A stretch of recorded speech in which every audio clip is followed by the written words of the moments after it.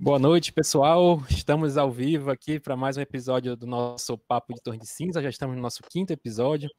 Dessa vez vamos falar sobre um assunto que nós da radiologia lidamos muito no dia a dia, né? Um dos nossos maiores indicadores é a implantodontia, né? Em conjunto também com a periodontia, que hoje eles estão ali grudadinhos, não se soltam mais, né? Implante e pério. E a gente tem uma convidada muito especial, né, a doutora Sandra Fabiano, que ela tem muita experiência clínica e também concursos de especialização. Então vai ser muito, muito bom para a gente que é da área da radiologia poder escutar quais são os anseios dos implantodontistas em relação ao nosso tipo de serviço. Então, queria dar uma boa noite a todos, aos meus amigos Felipe e Marcelo, agradecer a Sandra pela presença. Vou passar a palavra para o Marcelo para ele poder dar as primeiras palavras. Vamos lá, gente. Começou.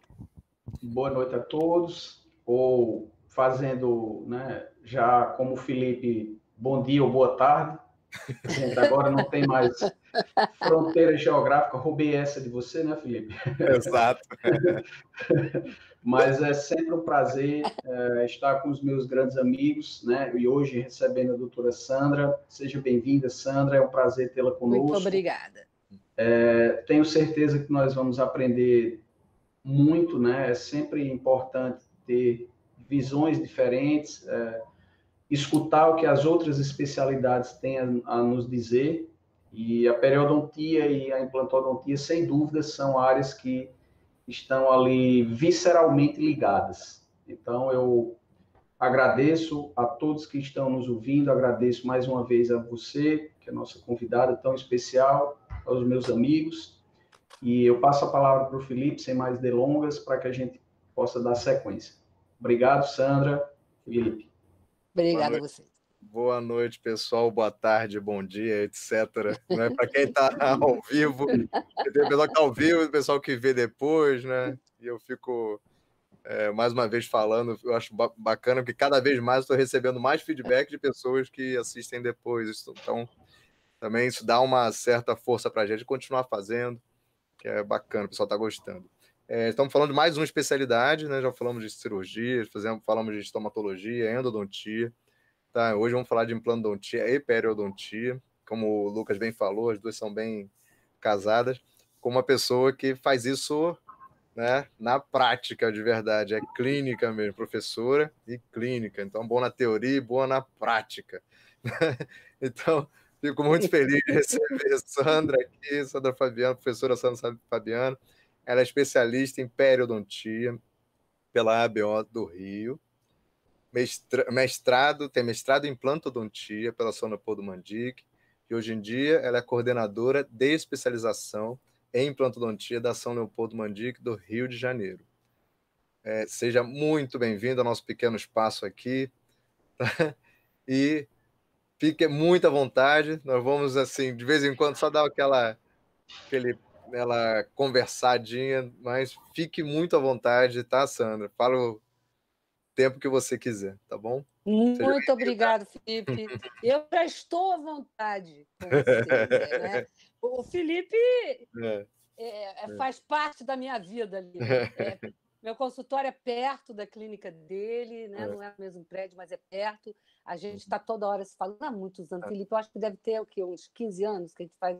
Ou não, uns 10. Tem 10 anos, já tem 10 anos. 10 anos que a gente está ali. E ele bem falou, eu sempre digo que eu sou uma periodontista que faz implante. Isso é bacana. Tanto que eu sou periodontista, a pério é soberana. Eu sempre falo, pério é pério.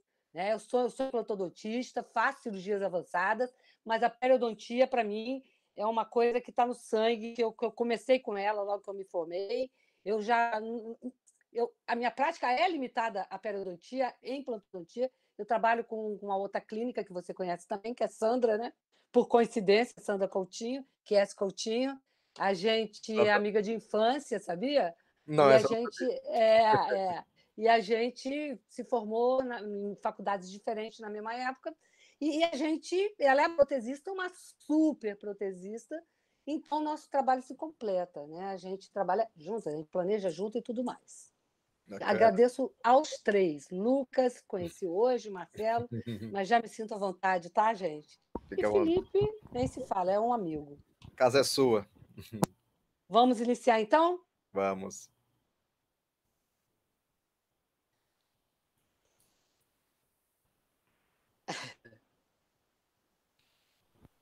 Eu estou apanhando um pouquinho aqui, porque eu estou... Não, tá indo a já falar agora. no Zoom. Já está indo, tranquilo. Já está aparecendo para a tela já. Só já está aparecendo a minha tela? Minimizar o Safari. E colocar a minha tela.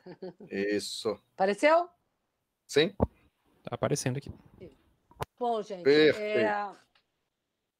hoje eu vou falar de uns assuntos que eu gosto mais e muito interessante.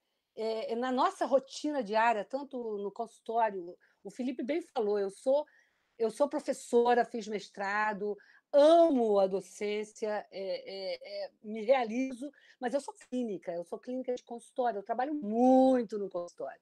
Muito no consultório. Tenho muita experiência clínica, graças a Deus. Eu acho que é isso que me faz gostar de ensinar, né? Aliando a parte científica com a parte clínica.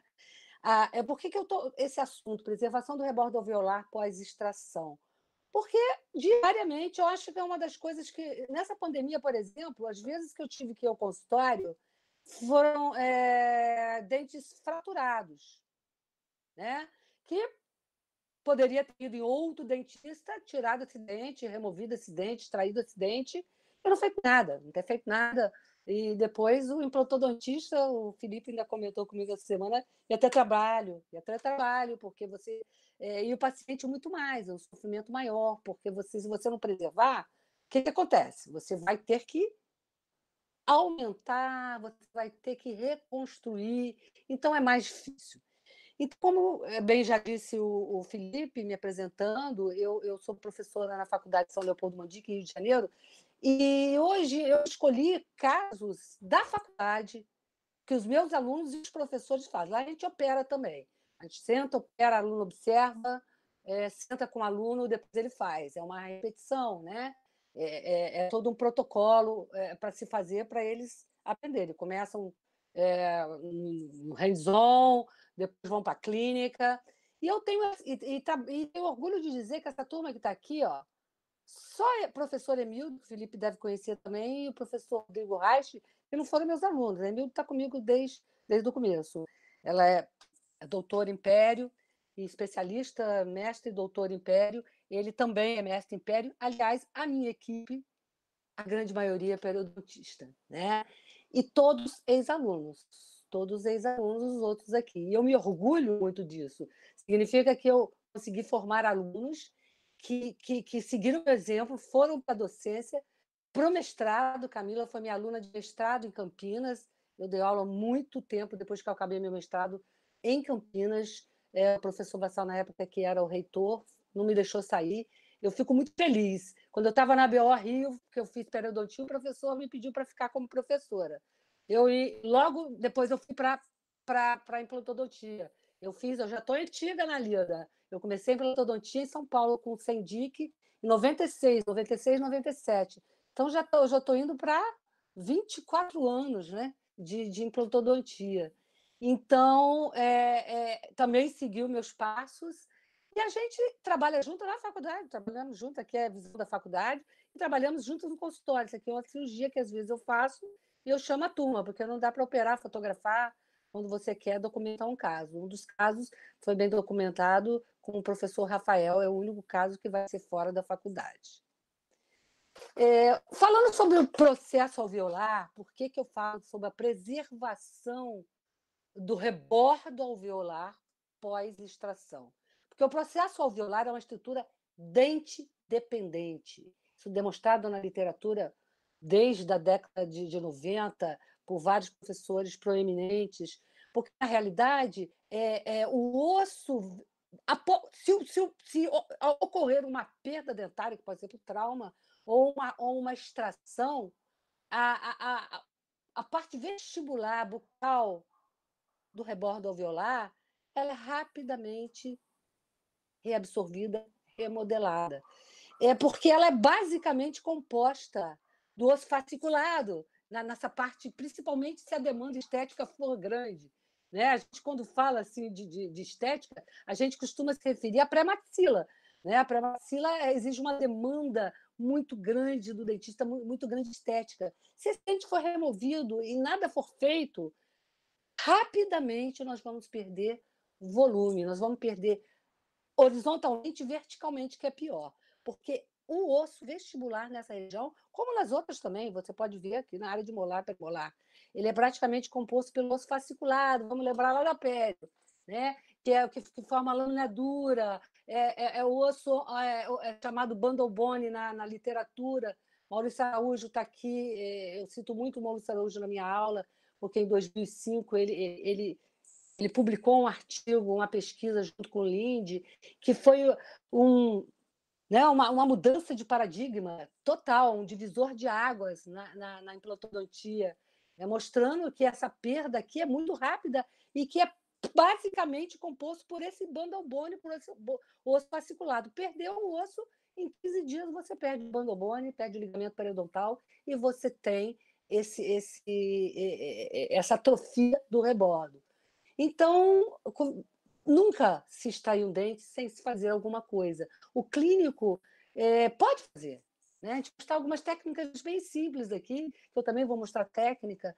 E se não fizer, vamos fazer um exame tomográfico, vamos ver em que estado está, para o periodontista, para o cirurgião bucomaxilo ou para o implantodontista, para se resolver, gente, porque é muito triste os casos que nós pegamos no consultório e principalmente na faculdade, na perda de pré-maxila. Geralmente é de pré a pré ou de canino a canino, totalmente atrófico, que vai levar o paciente a fazer cirurgias muito complexas.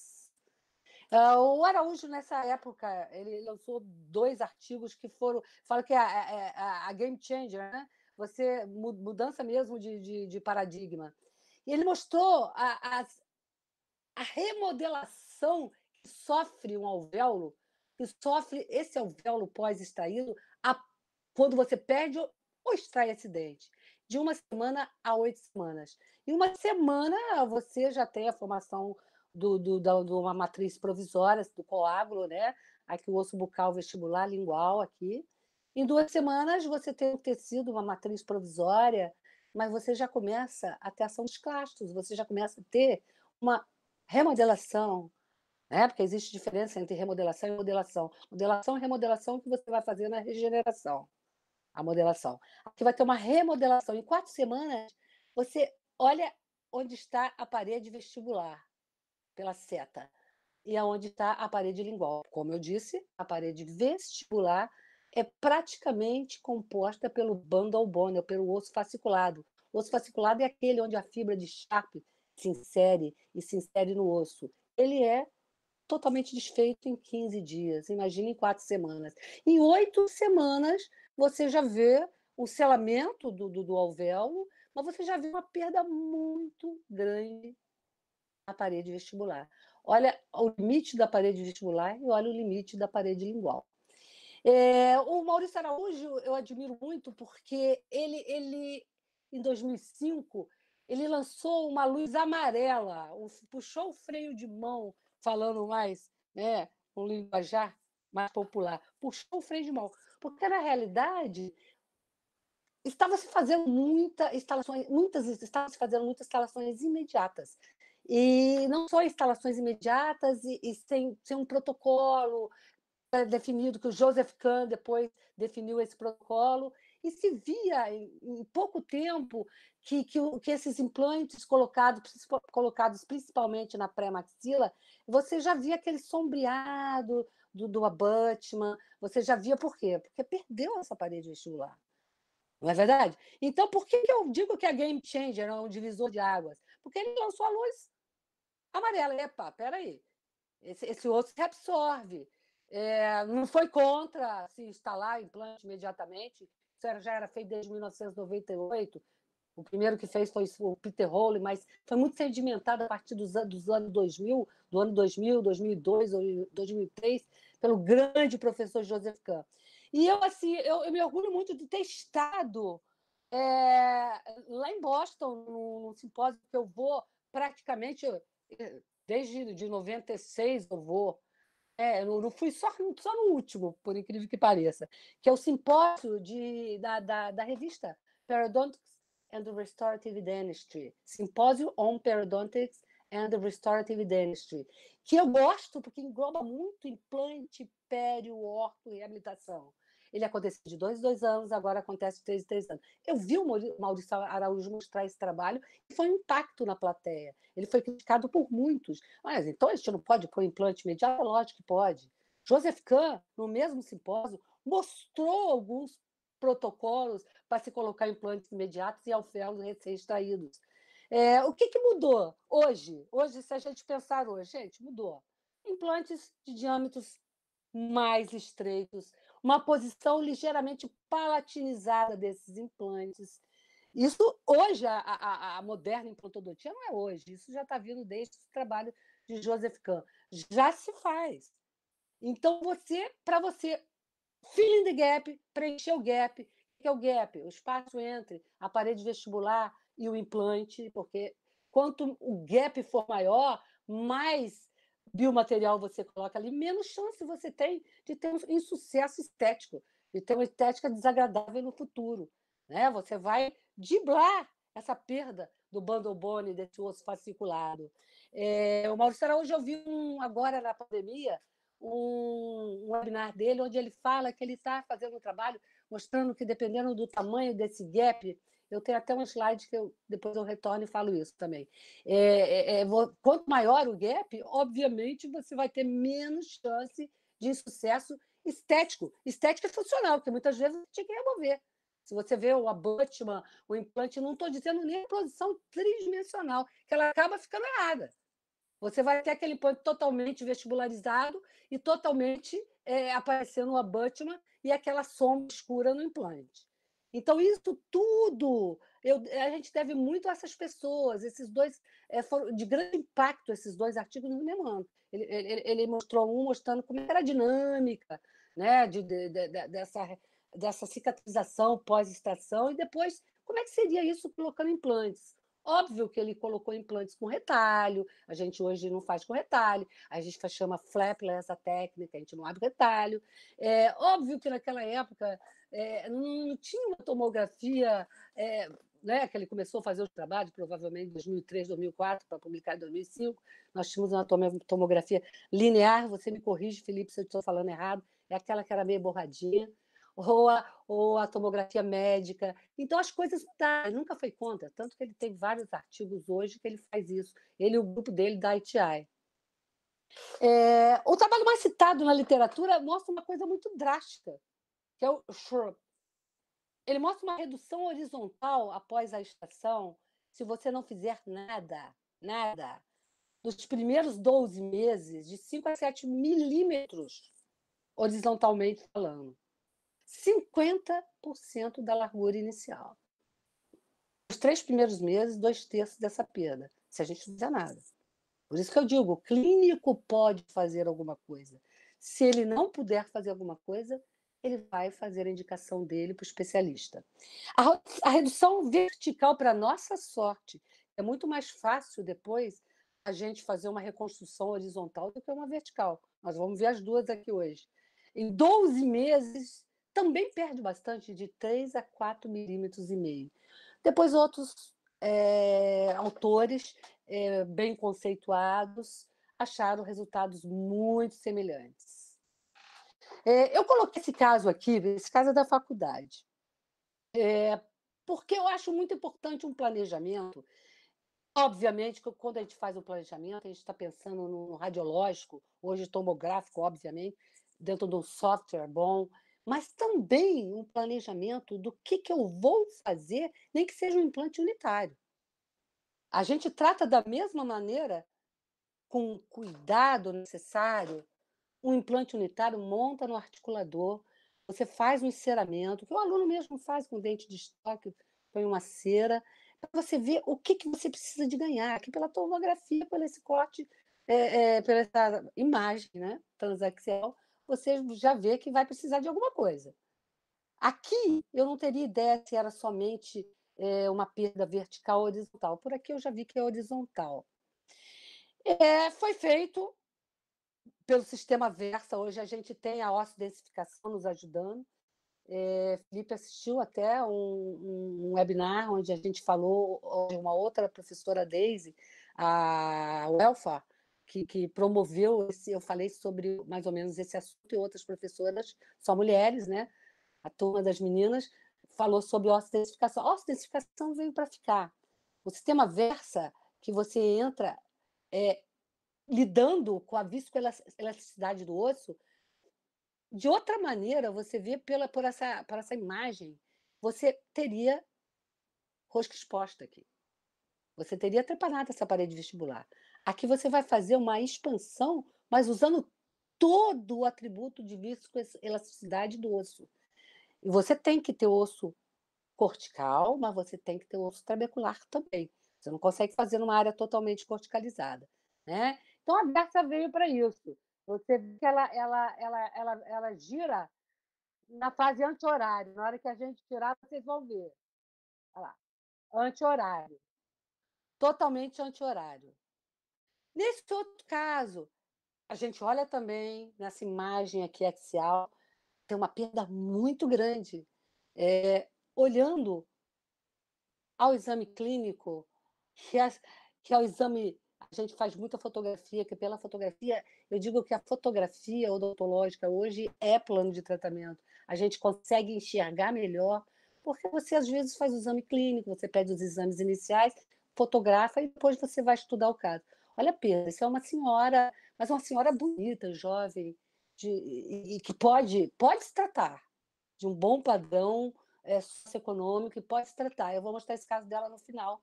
Espero que eu não demore muito para poder mostrar o caso dela.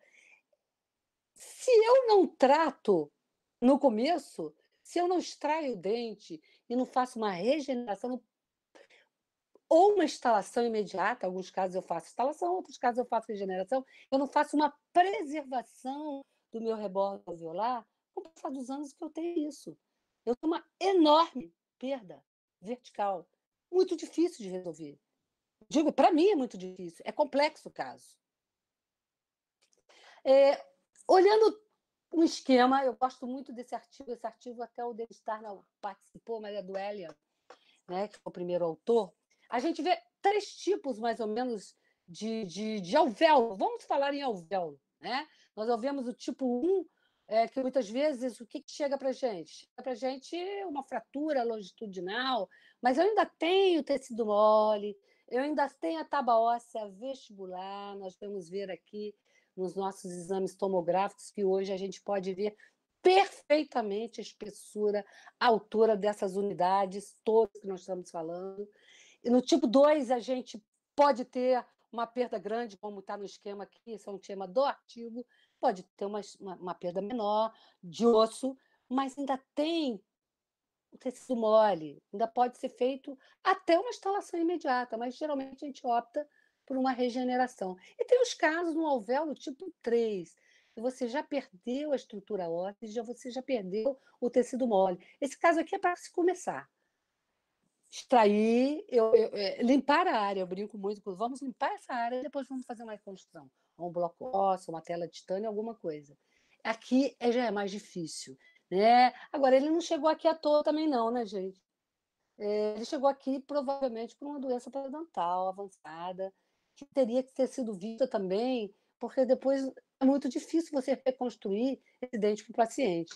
Então, acho que a gente tem que estar vendo nossos pacientes, temos que ver. O periodontista tem as manutenções periódicas, eu acho que os bons clínicos também têm. Essa manutenção periódica é importantíssima. Eu tenho paciente que vai de 3 em 3 meses, eu tenho paciente que vai de 4 em 4 meses, a pério consegue isso. E a implantodontia, às vezes, vai anual. Eu gostaria, quando tem problema, tem muito implante e é protocolo, 2 vezes ao ano. Quando a manutenção de pacientes que já vieram com problema periodontal, a implantodontia, para terapia de implantes, eu prefiro 2 vezes ao ano, mas tem que fazer. Tá? O clínico precisa de ver isso aqui para não chegar a isso. Ele pode até chegar aqui, mas não pode chegar aqui. Em 2008, o Alessandro Januário e parece que o radiologista é o Maurício Barrivera, né, Felipe? E o Wagner, eu não conheço o Maurício, eu conheço muito o Alessandro Januário e o Wagner, são grandes amigos. Sempre nos encontramos em todos os congressos. Eles propuseram uma tomografia cone beam, né, computadorizada, mas visando medir o tecido mole. Então, eles chamaram essa tomografia de soft tissue cone beam computed tomograph. Mas vocês vão ver aqui na imagem que eu conversei com o radiologista, meu radiologista de plantão aqui, que é o Felipe, né? Eles fizeram um artigo que pudesse ser desenvolvido uma tomografia que permitisse a determinação e relação das estruturas da unidade dentro gengival. Todas. Né?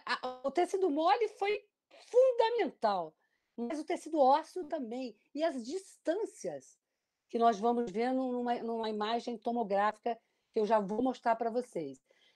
O que tem que fazer? Afastar os tecidos moles, aqui até estar com o spandex. A maioria dos radiologistas fazem com rolete de algodão. Fazer com spandex talvez seja mais prático para o radiologista, mas tem paciente que não tolera, você ainda tem que virar o spandex ao contrário, né, para poder fazer isso. E no rolete de algodão você tem as imagens maravilhosas, como eu vou mostrar aqui. Então, olha quanta coisa, eu adoro essa imagem, feita lá do Felipe, né? Olha essa imagem, depois nós vamos ver as medidas. Meu Deus do céu, eu poder ver o tecido mole, todas as unidades dentro dos gengivais, né?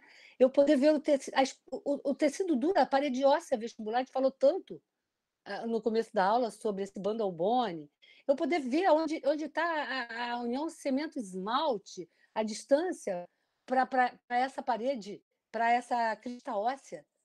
A importância da margem gengival, para mim, para a crista óssea, onde você vai formar o seu espaço biológico, onde você vai ter o que é o espaço biológico? Vai ter o sulco gengival, vai ter inserção de conjuntivo, e você vai ter a parte óssea também.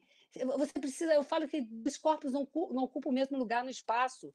Se eu extraio um dente, eu tenho que saber quanto que eu tenho de tecido mole, até a crista óssea. Por quê? Essa unidade, que é o espaço biológico, ela existe no dente, no elemento dentário, mas ela vai existir no implante. Ela não vai ter inserção de fibras de Sharp, né? Ela vai ter inserção conjuntiva também. Ela vai ter o quê? Ela vai ter uma interposição ou uma justaposição de tecido conjuntivo também, fibras do tecido conjuntivo também. Eu vou ter essa unidade que muitas vezes é um pouco maior que a do dente. O dente chega a 2,4, segundo Gargiulo, trabalho da década de 70, que até hoje é considerado. Eu colocaria na implantodontia, no mínimo, 3 milímetros da margem gengival à crista óssea. Você precisa disso tudo aqui, inclusive para você ter um perfil de emergência, para você colocar o seu abutment. E se você não tem, você vai fazer um enxerto conjuntivo. Ou de um enxerto livre. 3 é considerado ok, mas 4 é melhor na implantodontia. Vamos ver essas unidades medidas. Os bons tomógrafos, tomógrafos com resoluções melhores, conseguem nos dar isso. Né? Vamos ver, olha aqui, nesse caso, eles dão interessante que eles dão a medida em comprimento, né? Mesmo quando for espessura, que em inglês seria thickness, mas a gente entende. Né? Vamos ver da junção cemento-esmalte a crista óssea. Tá? A gente pode medir quanto que tem. Gente, isso é super importante. Isso é super importante para periodontia, que você vai medir, você vai sondar o paciente, muitas vezes, uma coroa clínica, você tem que saber o que você tem, e que muitas vezes você vai fazer uma cirurgia só na parte de tecido mole, você não precisa tirar o osso. Super importante. A junção cemento a margem gengival. Né? Outra coisa, absolutamente importante. Aqui nós vamos entrar com coisas importantes para ortodontia, para implantodontia, para periodontia e para todos os clínicos de maneira geral, né? Então, nós vamos lá, já tinha mostrado onde a margem gengival, a crista óssea, fundamental importância para a instalação do seu implante. Se você vai instalar o seu implante, dependendo da especificação do fabricante do implante, se vai ser 2 milímetros, 1 milímetro, 3 milímetros abaixo da crista óssea, ou alguns são instalados na crista óssea. Na crista óssea. Você tem que saber como é que você vai fazer isso, como é que você vai ter espaço biológico. Você precisa definir isso antes de fazer a sua cirurgia. Eu vou mostrar um caso que era uma época que não tinha tomografia e que a gente definiu bem, mas não é todo paciente que tem aquele tipo, aquele fenótipo periodontal que antigamente a gente falava biotipo. Depois eu explico por que a gente fala fenótipo. Outra espessura, a espessura óssea, minha queridíssima, aqui, ó. Espessura óssea, quanto que está esse bandobon nesse osso fasciculado? Quanto que ele mede? Ele é fino. Você vai ver em outro trabalho do Januário, eu acho que é de 2000, o primeiro foi 2008, o segundo é 2011, vou mostrar lá para trás. Normalmente fica em torno de 1 a 0,5. É fino, é fino. Ele fez um trabalho com N, com 250 pacientes, tá? Em dentes anteriores. A espessura gengival, meu Deus, a periodontia ama isso aqui. A ortodontia se vale muito disso. Hoje eu acho que o ortodontista, num pedido de exame, porque quem dá essas medidas aqui é a radiologia. Tá? A radiologia, no tomógrafo de boa resolução, ela consegue dar essas medidas. Você vai ver como é que. E outra coisa que eu não falei: se essa raiz está dentro do envelope ósseo, muitas vezes não está. Muitas vezes não está, ela está totalmente fora do envelope ósseo. Você imagina a ortodontia, depois da ortodontia, onde que ela vai parar. Então, o ortodontista pode se valer dessa ferramenta também, para ver a espessura, para ver como é que está a inserção dessa raiz no envelope ósseo, no envelope esqueletal, se ela está dentro, se ela está fora, se ela está muito para vestibular, se ela está muito para palatina, se ela está no meio do alvéolo. E o implantodontista nem se fale. Ele vai planejar um implante imediato, se ele for extrair o dente, entrando mais no osso palatino. Ele jamais vai querer entrar perto do bandobone ou do osso fasciculado, que ele vai ter aqueles resultados estéticos ruins com o passar dos anos.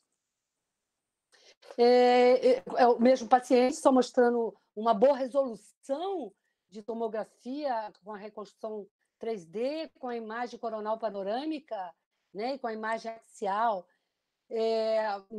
Já falando que eu já vi que os radiologistas perguntam o que eu quero num radiologista, eu vou falar outra coisa. Eu quero um bom tomógrafo, um bom radiologista que eu possa conversar. Né? E aqui, eu acho interessante, eu queria depois que o Felipe falasse, quando a gente entrar no outro software. A gente, mais ou menos, na época que eu comecei a fazer implante, a gente fazia implante com panorâmica. Você você fazia aquela regra de 3 com a bilhazinha para ver como é que era isso. A partir dos anos 2000, 2001, não sei quando entrou a tomografia linear, entrou um primeiro serviço que era até em Ipanema, e a gente já achou aquilo máximo, conseguia ver um pouco a espessura, quase não se enxergava nada. Eu esqueci de pedir para vocês, radiologistas, se vocês tinham uma imagem dessa tomografia da época, é muito interessante, mas já melhorou muito. Né? E depois passamos a usar muito a tomografia médica. A médica, que era caríssima, caricíssima. Tinha uma clínica em Sorocaba, não me lembro agora o nome do radiologista, eu mandava muito lá, e a gente fazia tomografia médica, já era melhor, mas era confusa, ela não era específica para a odontologia, a gente não conseguia, a gente não tinha um software para você navegar e para você resolver e para você planejar, né? Esse é um dos primeiros softwares que foram lançados, que até hoje a gente usa. Eu acho interessantíssimo também. A gente consegue andar aqui nas imagens transaxiais, principalmente, E já vê, esse é um caso até meu. É um caso que tem uma fratura. Já já vai aparecer essa fratura. A fratura está aqui. Ela vai aparecer nessas imagens que estão sendo feitas aqui. E eu sei que eu preciso extrair esse dente e eu não posso fazer uma instalação imediata. Eu não posso fazer uma instalação imediata, por quê? Porque seria muito. A plataforma do meu implante vai ficar muito funda.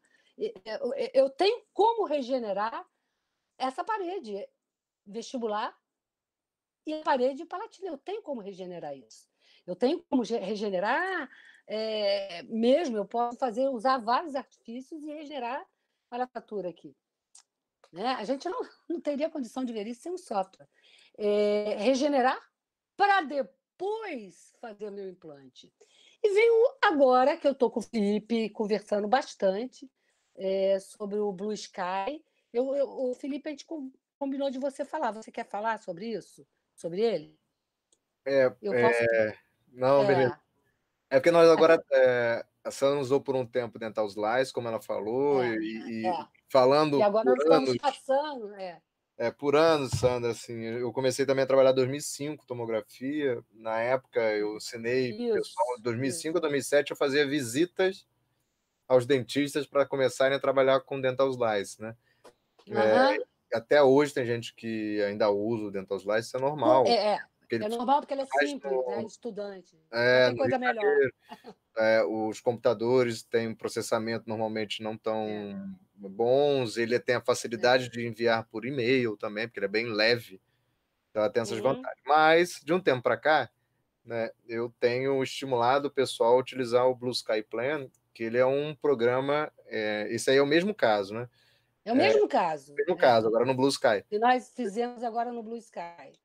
Ele é um tomógrafo que ele vai trabalhar com os arquivos DICOM, né? Ele importa diretamente o DICOM, não precisa fazer uma conversão, e por ele trabalhar com DICOM, a resolução também é melhor, ele tem também muito mais recursos do que o Dental Slice, né? Isso aí que a gente vai mostrar muito mais recursos. É somente um tipo de visualização, por exemplo, eu posso visualizar de maneiras diferentes e até fazer o planejamento da cirurgia guiada também. Se o dentista o que eu quero comentar sobre isso agora, posso falar alguma coisa? Deve. Uma coisa que eu comentei até antes. Uma das coisas que a gente vê que no Dental Slice você tem que desenhar aqui em vermelho o canal mandibular aqui. Não é? Aqui a gente vê na cara do gol. Aqui. Porque tem duas. Você vê a resolução. Também. Mas ele também tem até essa ferramenta, se quiser marcar, porque eu nem achei necessário marcar. Não precisa marcar. Esse é o Morita, esse aí. Esse é o Morita, exatamente. E outra coisa, em relação à cirurgia guiada, que a gente também faz, normalmente, né, eu até conversar com o Felipe, eu não sabia o que a gente podia fazer para a gente entender melhor o Blue Sky, para mandar o arquivo STL, o DICOM, é o que a gente faz hoje, manda para um laboratório, tem excelentes no Rio, eles mandam para a gente conferir se é aquilo que a gente quer. Não é isso, Felipe? Exato. E a gente precisa saber, porque a gente às vezes pode mudar. Então fica esse vai e vem, quem tem que saber somos nós. Então é muito apropriado para... Ele é o software da cirurgia guiada, mas eu também achei sensacional para todos os outros casos. Isso que eu acho sensacional. Para todos os outros casos. Esse caso não é um caso simples, vai ter uma regeneração, tem uma fratura, o dente, o 37 está com problema periodontal nitidamente visto, mas eu acho que é interessante aqui nessa aula hoje a gente mostrar essa evolução. A gente tem que evoluir, né, Felipe? Temos que evoluir. Sandra? Oi, pode falar. O que é bem interessante do Blue Sky e que a gente e que vai bem de acordo com o que a gente sempre defende aqui nas nossas aulas, nas nossas lives, é que ele dá completa autonomia ao dentista. Então, se você quiser planejar o seu caso do início ao fim, inclusive imprimindo a sua guia 3D, né, através de uma impressora 3D, você pode. Se você quiser somente visualizar a tomo, você pode. Se você quiser fazer somente um planejamento virtual, você pode também, sem depender de terceiros. Agora, é isso que eu estou falando. E Mas agora, isso aí é muito difícil, né? Eu acho que a exatamente. maioria vai querer que a impressão seja feita em um laboratório, mas essa correção de eu poder manusear e colocar do jeito que eu quero fazer. Pois é, aí é que tá o que, além dele te dar, ele tem os dois lados, porque ele te dá toda a liberdade para você conseguir fazer sozinho, se quiser, Isso. mas ao mesmo tempo, ele é muito fácil de ser compartilhado também, porque eu posso chegar nesse ponto que tu estás aí na tela, por exemplo, e agora eu estou numa dúvida. Eu vou salvar ele num arquivo BSB, que é o arquivo do Blue Sky, eu compartilho com o Felipe, eu compartilho com o Marcelo, e aí ele vai pegar exatamente do jeito que você deixou. Ele pode fazer as alterações que ele achar necessário, salvar, retornar, e eu vou receber do jeito que ele alterou, e ainda vou ter o meu backup do meu início ali.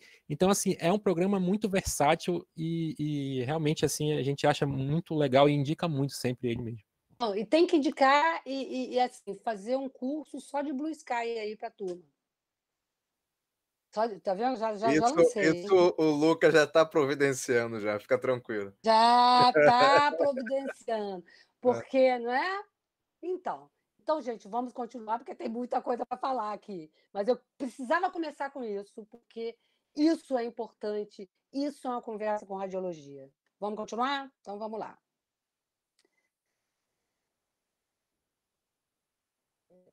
Ele vai passar todinho agora. Não, vamos lá. O Januário, em 2011, achou uma coisa muito interessante, como é que qual é o perigo de você não saber manipular, você não saber ter um protocolo para instalações imediatas e também o que pode causar a extração de um dente sem regeneração. Ele fez com tomografia. Tomografia é demais, né? Ele mediu desde a crista óssea a 1 milímetro, a 3 milímetros, a 5 milímetros. Ele fez 250 dentes anteriores e ele queria uma média de como é que era isso, de quantos milímetros mais ou menos ele acharia de espessura desta tábua óssea, desse bundle bone, desse osso fasciculado, desse osso vestibular. Né? Então, o resultado desse estudo mostraram que a parede vestibular, em todos os dentes examinados, tinha uma espessura menor ou igual a 1 milímetro e cerca de 50%, veja bem, gente, 50% dos sítios pesquisados era de menor ou igual a 0,5. Então, isso me faz voltar lá no começo da aula. Gente, preservar. Nós precisamos de preservar um dente que foi extraído, ou instala dentro dos protocolos que a gente vai mostrar, ligeiramente mais palatinizado, filling de gaps, preenchendo o gap com biomaterial, ou você vai fazer uma regeneração para depois voltar e instalar sem ter o risco de você ter esse implante encostado nessa parede vestibular, ou essa parede vestibular, porque, veja bem, ela vai ser absorvida de qualquer jeito, ela tem uma espessura mínima. Ela vai ser remodelada, vamos falar absorvida. A palavra mais científica é remodelar de qualquer jeito. Então, para se preservar o rebordo alveolar, a gente tem muitas opções. Né? Extrações atraumáticas, sem retalho, sempre que possível. A instalação de implante imediato, com preenchimento do gap, da vestibular entre a parede vestibular e o implante, sempre. Maurício Araújo está aí no forno, com um artigo novo sobre isso, o tamanho do gap influenciando. Né? Ou você vai fazer a regeneração do alvéolo. Ou existe a técnica Socket Shield. Eu não sei quem comentou a técnica de Socket Shield aqui, uma das pessoas, eu acho que foi a que falou sobre... eu não conheço, a Graziela. Ela só comentou. Né? Onde você preserva um fragmento da parede vestibular, porque já tem estudos mostrando que você preservando, você continua tendo ligamento periodontal, nós vamos mostrar um caso. Ligamento periodontal e você não perde esse bundle bone, é o bundle bone, é o osso fasciculado. Se você não fizer isso, você vai ter que entrar para fazer procedimentos mais complexos. E falando em filling de gap, ou você vai preencher com autógeno, halógeno ou substitutos ósseos.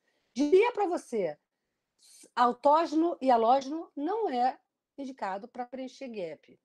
Os substitutos ósseos pode ser uma biocerâmica, né, onde ela tem hidroxiapatita e tem um beta-fosfato tricálcico, ou uma hidroxiapatita somente, sintética, geralmente são sintéticos as biocerâmicas, ou o osso xenógeno, que eu gosto muito. Eu acho que preencher o gap não é para se fazer uma regeneração, é simplesmente para você manter o volume da parede vestibular a longo prazo, para que você não tenha problema estético nem funcional. Muitas vezes você vai lançar mão de barreiras ou membranas reabsorvíveis ou não reabsorvíveis. Tá, não fiz extrair o dente, não fiz nada disso. Né? Eu estou indo contra a biologia. Né? A minha experiência clínica, baseada em evidências científicas, me fazem querer fazer uma preservação de alvéolo, do rebordo alveolar. Eu acho que é um dos assuntos mais falados do mundo, isso hoje. Interessante, olha, quantos anos de odontologia para a gente dar importância para isso. E se eu não fizer, eu vou ter o quê? Ter que fazer uma reconstrução. São procedimentos muito mais complexos. Né? O que eu vou falar aqui agora vai ser muito rápido, vão ser casos clínicos. Eu gosto de colocar esse slide aqui, porque o que eu vou falar é o que eu acredito, gente. Mediante que vocês viram, o slide anterior tem muitas opções. Tem o socket shield, eu instalo, eu regenero, tem uns que não fazem nada, espero que todos façam agora. Tem várias opções. Eu vou fazer a que funciona melhor na minha mão, eu desenvolvo protocolos. Mas protocolos que sejam reprodutível.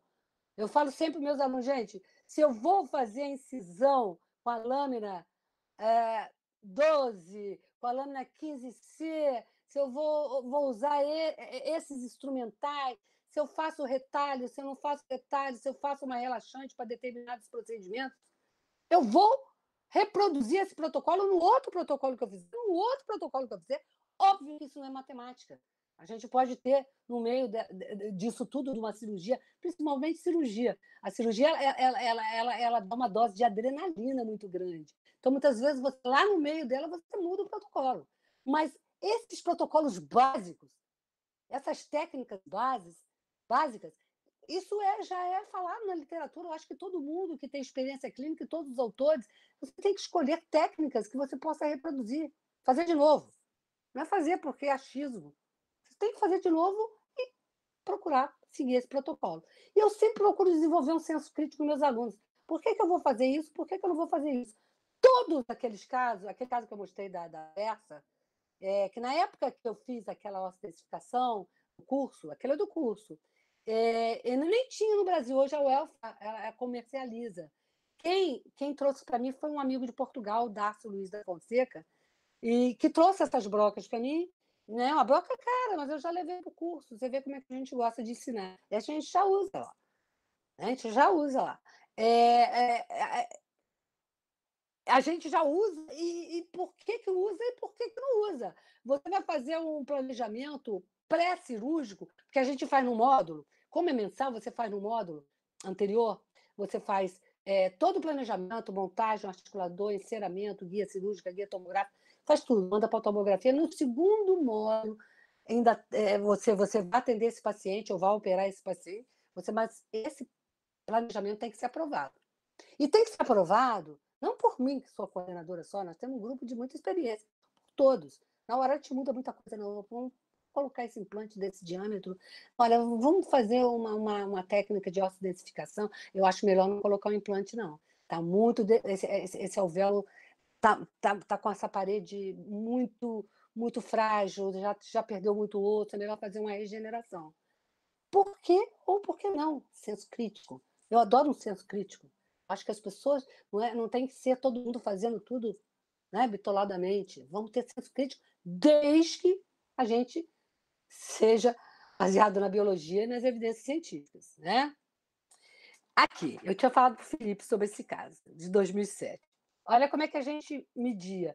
Mas vocês acham, a plateia toda, os colegas radiologistas, que é todo caso que eu vou ter esse fenótipo periodontal espesso desse jeito? que eu vou conseguir fazer. Olha só, hein? Essa minha máquina na época não era das melhores. Hoje eu tenho uma máquina melhor.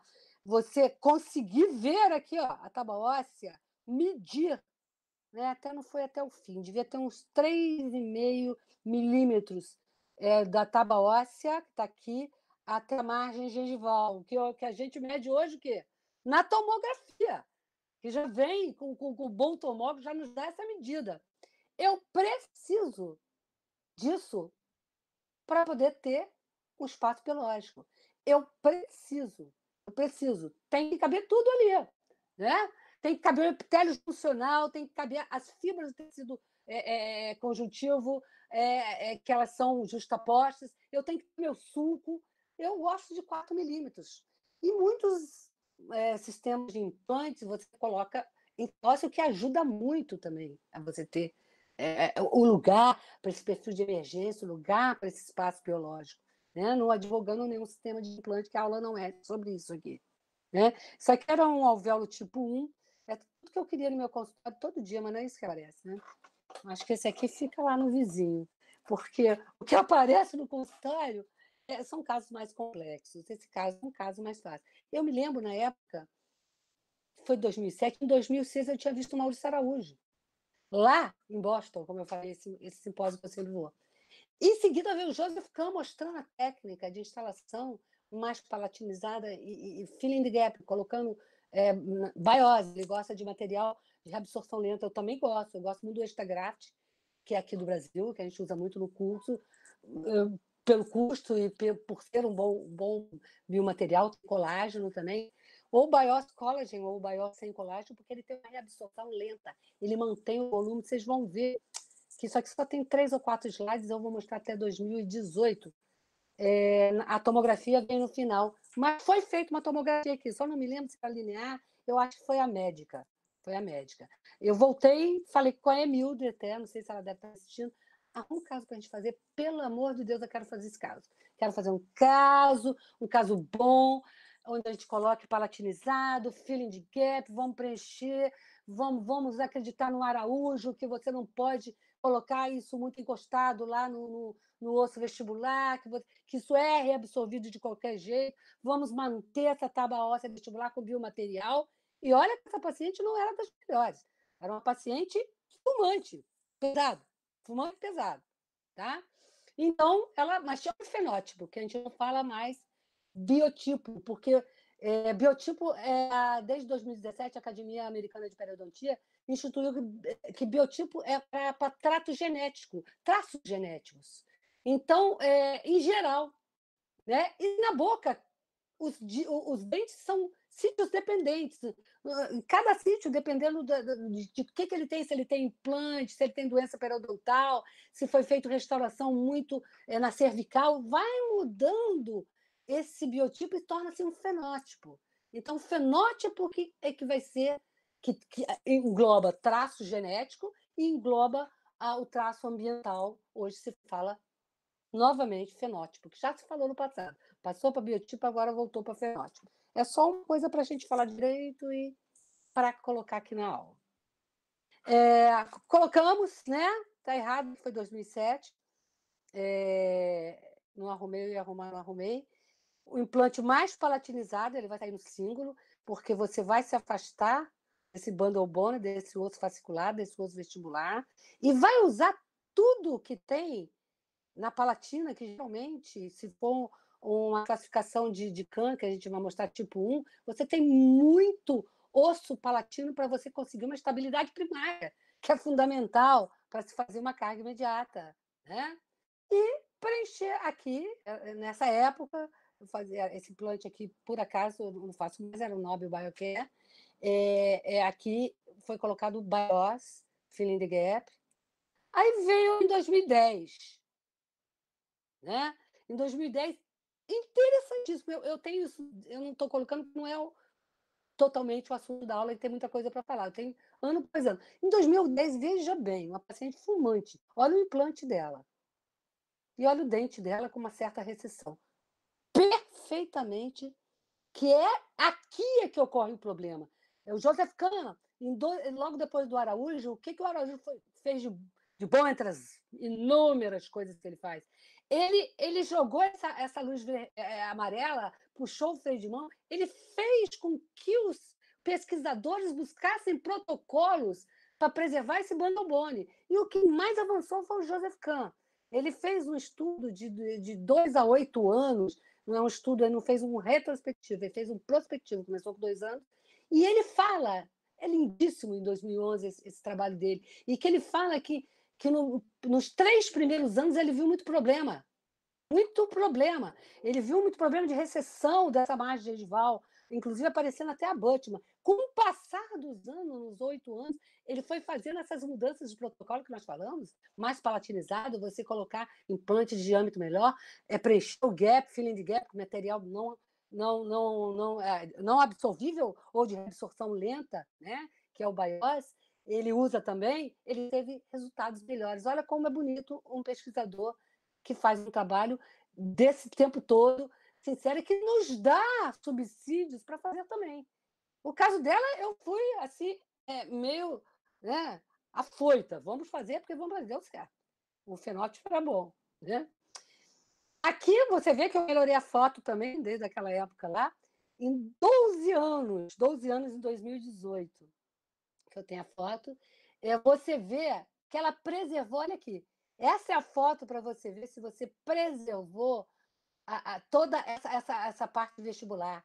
Essa é a foto no sentido da oclusão, uma foto difícil de tirar. Olha o dente, ela já fez inúmeras restaurações, ela nunca fez nada metal free, nunca fez facetas, é uma paciente que tem até condições econômicas, mas ainda é fumante. Me parece que agora em 2019 o doutor Emildo falou que ela parou de fumar. Né? Aí a gente vem na tomografia. Aqui foi você, Felipe. Eu pedi uma tomografia para ela. A tomografia para ela que mostra no lugar onde tem que estar. O quê? O biomaterial. O BIOS. Além do fenótipo dela ser um fenótipo de tipo espesso, grosso, ela tem substituiu o bonobone pelo biomaterial. Perfeito. Esse caso é perfeito. Para este exemplo e para o exemplo no começo das tomografias que hoje a gente pode pedir para planejamento, para ver a espessura do tecido mole e da tábua óssea vestibular e as distâncias, né? Temos um problema aqui. Vamos preservar, então, os alvéolos. Temos um problema aqui. Esse dente está perdido. É um socket tipo 1 ainda. Ele tem tecido mole. Aqui, ó. Lembra que eu mostrei lá? O tipo 1 tem tecido mole? Tem. A tábua óssea tem, mas o tipo que eu falei que a gente tem que fazer no planejamento, vê onde que está essa raiz. Ela está totalmente vestibularizada. Ela é classe 1 de Kahn. Depois eu mostro para vocês. O que a gente vai fazer? Implante imediato. Isso aqui é o protocolo, né, o consenso, melhor dizendo, da ITI, né? Do grupo do Buser. Maravilhoso. Você pode fazer uma instalação imediata, pode fazer uma instalação tardia, de 4 a 8 semanas, uma instalação tardia de 12 a 16 semanas, ou não. Traiu o dente e deixou. Esse aqui, sinal vermelho. Eu também daria sinal vermelho aqui. Eu ficaria, sempre que possível, instalações imediatas, desde que eu possa preencher o gap. Né? E uma instalação tardia, talvez, fazendo uma regeneração, e depois instalando. É o que nós temos na literatura. A extração com instrumentais apropriados, delicados, né? Eu não gosto de falar extração atraumática, porque toda extração, o paciente tem medo, ela acaba sendo traumática. Eu estou mostrando o que é de praxe, que é o periótomo, a lâmina de Beavers, que você vai usar. O segredo para você tirar um dente bem delicadamente, bem atraumaticamente, é ter paciência. A paciência, você vai usar toda aquela viscoelasticidade do osso. Você vai devagarinho entrando no ligamento periodontal, vai para vestibular de novo. A vestibular você evita aí com muita força, porque a gente não quer que essa parede óssea, que já é fina, de 0,5 a 1, geralmente, 50% menor ou igual de 0,5, você tentar preservar aqui. Eu, ultimamente, eu uso sempre o periódico, mas eu gosto dessa microlâmina da Welfa. Aqui ela parece uma lâmina normal, mas ela não é. Ela entra no mesmo cabo da Beavers e você consegue fazer toda, que antigamente se falava assim, desmotomia, né? A gente não fala isso. A gente fala, você vai fazendo, entrando no ligamento periodontal e vai tirando, vai luxando esse dente. Tema aqui eu vou deixar para falar por último, esse é excelente, o Benex. Eu só não acho custo-benefício para consultório. Muita gente deve conhecer aquele saca-rolha que vai tirando.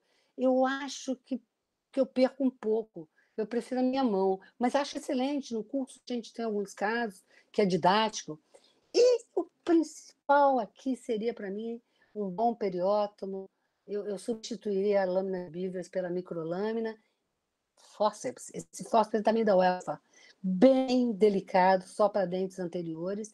E esse que é mais universal. Esse aqui eu comprei o ano passado. Né? Eu acho ele eu faço muito esse tipo de extração em dentes anteriores, a gente precisa disso. Aquela raiz pequenininha que está lá, que dá um trabalho e que você não quer usar broca para não destruir mais osso. Então você tem que ter esse arsenal para poder fazer essa extração com esses instrumentos delicados para preservar o rebordo. Isso é preservação de rebordo. Né? Então, o mesmo caso, foi tirado, foi instalado. Olha o tamanho do gap, tudo que a gente quer. É aquele caso, não foi feita uma carga imediata. Muitas vezes, no meu consultório, eu faço no curso, eu não faço, eu prefiro fazer em 2 etapas, mesmo porque, por razões didáticas, por razões que às vezes eu quero criar tecido mole, que posso criar, que eu vou mostrar para vocês, e por razões também que, aqui no caso, foi falta de estabilidade primária também. Por que eu estou mostrando aqui, incluindo o PRF, que eu mostrei lá na frente, eu passei muito rápido, eu não falei.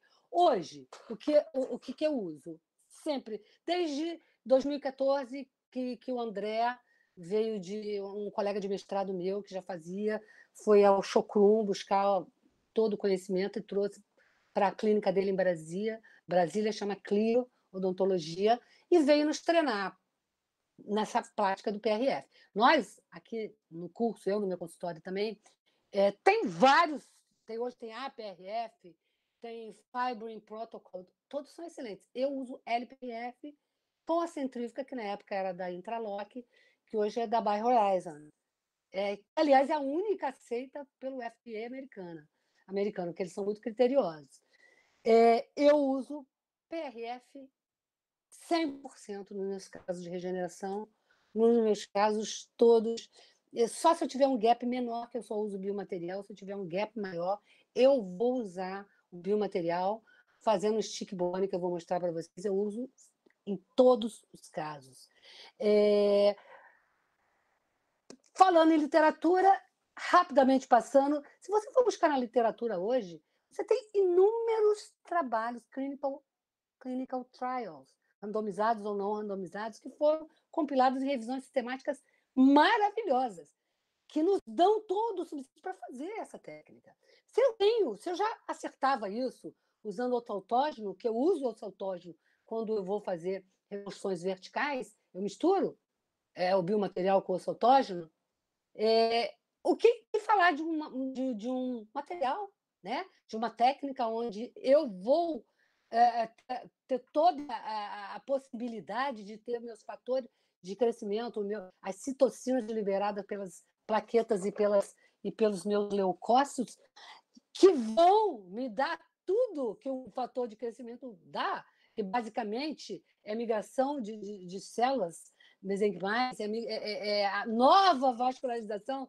Sem uma nova vascularização, eu não vou ter, né? Eu não vou ter nenhuma regeneração, eu preciso de novos vasos. E, além disso tudo, de me dar fator de crescimento de citocinas, através do leucócitos, nós temos um pós-operatório muito mais confortável para o paciente, muito menos dor.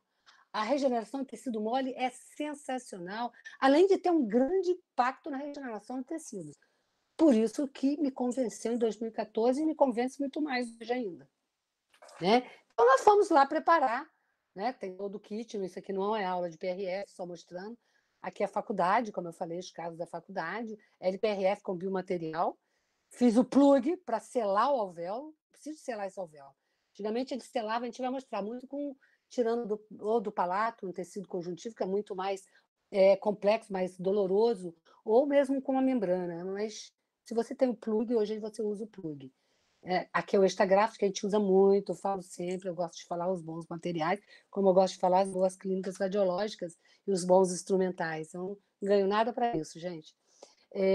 Nós vamos fazer, vocês vão ver aqui o que a gente fez. Instalou o véu, encheu o gap com o LPRF picotado com biomaterial, fizemos stick bone. Eu acho que nesse caso a gente nem fez o stick bone. Depois eu vou falar o que é. A gente só picotou e misturou. E fizemos um plug, que aqui mesmo, na nossa bandejinha, a gente já tem como fazer esse plug. Você coloca uma membrana lá dentro, coloca o plug e vocês vão ver isso num videozinho. E o que é importante nesses casos provisórios? É uma técnica de socket preservation, preservação de alvéolo, que eu escuto falar desde 1999, também nesse congresso de Boston, pelo Anthony Scler, que é um dentista maravilhoso de Miami, que dá cursos que valem a pena aí, né? O Cardarópolis também, os irmãos Cardarópolis também falam, chama-se Biocol. Tem que selar esse alvéolo, colocar uma provisória adesiva, nunca uma provisória removível, nunca uso, porque você não vai perder o quê? A arquitetura do tecido periimplantar. Quando você for fazer seu implante, sua prótese, reabrir, uma reabertura. E, além do que, eu ganho espessura de tecido aqui também com plug. Lembra que eu falei do espaço biológico que eu preciso? De altura? E a gente modificou totalmente a tomografia, sempre entrando nos planejamentos, a inserção, né? A raiz, aqui já tinha uma fenestraçãozinha aqui, e resolvemos o caso magnificamente bem, o caso da faculdade. Não é todo caso que a gente consegue resolver flapless. Olha só, quando eu falei que a gente tem que observar bem aonde está a raiz, se ela está dentro do envelope ósseo ou fora do envelope ósseo. Talvez, Felipe, que aqui com uma tomografia, com aquela que a gente visse tecido mole, a gente visse ainda alguma a tábua óssea vestibular. Você não acha? Mas, pela posição da raiz, a gente pode dizer que ela é muito fina. Aqui, a gente abriu o retalho, fez um retalho aberto, que eu vou mostrar para frente. Aqui estou mostrando a classificação de Kahn. Ela está mais para a classe 1, né? Que é tudo que a gente quer, porque a gente vai ter toda essa parte platina para ter uma estabilidade primária. Aqui é péssimo. A classe 2 de Kahn, né? Classe 2 sagital, da produção sagital da raiz. Está completamente espremida aqui a raiz entre a tábua óssea vestibular e a palatina. Se eu não tiver muito espaço para apical, raramente eu vou ter uma estabilidade primária. Eu não faria uma instalação imediata aqui. Aqui pode até ser, se eu tiver apicalmente bastante espaço para eu travar meu implante, que ainda dá para preencher alguma coisa. Aqui é a pior, a classe 5. Mas, para nossa sorte, só 11% está aqui, 7% está aqui, 6,5%, e, a grosso modo, como no nosso caso que a gente viu, 81% é classe 1. É a posição sagital da raiz dentro do alvéolo. Nesse caso, fizemos um retalho modificado preservando a papila, que a papila, né, como todo periodontista, tem uma amiga que fala, Sandra, só fala em papila. Eu falei, não, papila é tudo. Papila é the queen, é a rainha. Tem que ter papila. Imagina, paciente ficar sem papila. Fizemos aqui, sim, o stick bone. O que é o stick bone? Eu vou mostrar um vídeo, tá? O stick bone é você picotar aquelas membranas, você colocar o biomaterial e você colher na mesma rotação, mas em menos minutos, com 3 minutos, o fibrinogênio líquido ou o PRF líquido. Eu uso a nomenclatura fibrinogênio líquido, eu gosto de usar a nomenclatura do professor Nelson Pinto, que como eu sempre fui fã do Araújo, do Kahn, do Cardarópoli, de muitos outros, hoje eu digo que o Nelson Pinto, da Universidade de Los Andes, ele esteve no IN no ano passado, está sempre aqui no Brasil, fiz um curso com ele no Implante Pério, lá do Jolie. Ele é, para mim, a autoridade em LPRF, porque, gente, PRF é a técnica, LPRF é marca, que é era da Intralock, que hoje é da Bio-Horizon. Tem o APRF, que é do Shokunin. Acaba que é a mesma técnica com velocidades diferentes, com centrífugas diferentes. Cada centrífuga tem que seguir a especificação do fabricante, saber a força G. Tem sites para você fazer uma equação, para ver quantas rotações por minuto você vai usar com a sua centrífuga. O mais importante quando você comprar é conversar e ver como você vai fazer isso. Todas as centrífugas já vêm especificadas a sua força G para você fazer a equação, para ver quantas rotações por minuto, se vai ser quantos minutos, são técnicas diferentes. Então, nós vamos fazer o que se chama de stick bone e que na nossa LPRF nós chamamos de bloco de PRF, PRF block. Né? E tem gente que chama de stick bone, PRF block. Eu sigo a nomenclatura da antiga Intralock, da atual Bio-Horizon, comandada por essa turma aqui, que são a Ana Castro, Tenerman, e todos eles são da Universidade da Bélgica, estão na Bélgica. E o nosso Nelson Pinto, aqui no Cone Sul, na Universidade de Los Andes. Ele está no mundo todo, né, hoje. Colocamos o PRF Block para fazer a regeneração, não a regeneração, porque nós conseguimos colocar o implante bem dentro do envelope ósseo, mas para espessar a vestibular. Várias membranas de PRF para espessar o tecido, estruturamos. Na reabertura, periodontista é preciosista, né? Não adianta. Adora um conjuntivo. Você vê que esse paciente é da faculdade, as resinas muito mal feitas. Depois, um professor teve a generosidade de fazer essas resinas para ele, vocês vão ver ao final. Colocamos o enxerto conjuntivo e o nosso professor Rafael providenciou, que o Rafael é um grande companheiro, a gente opera muito junto no consultório dele, e eles, no meu consultório, junto com o Marquinho e outros, e Daniel. Fez as resinas, reconstruiu. Você vê da onde a paciente saiu, onde ela veio. Mesmo assim, a gente resina, né? Isso aí é resina, isso é coisa feita no nosso curso de especialização. O paciente não tinha aquele contorno daquele caso que eu mostrei de 2007 aqui. Obviamente, o que a gente fez? Outro conjuntivo. E agora sim. Agora está tudo igual. Né?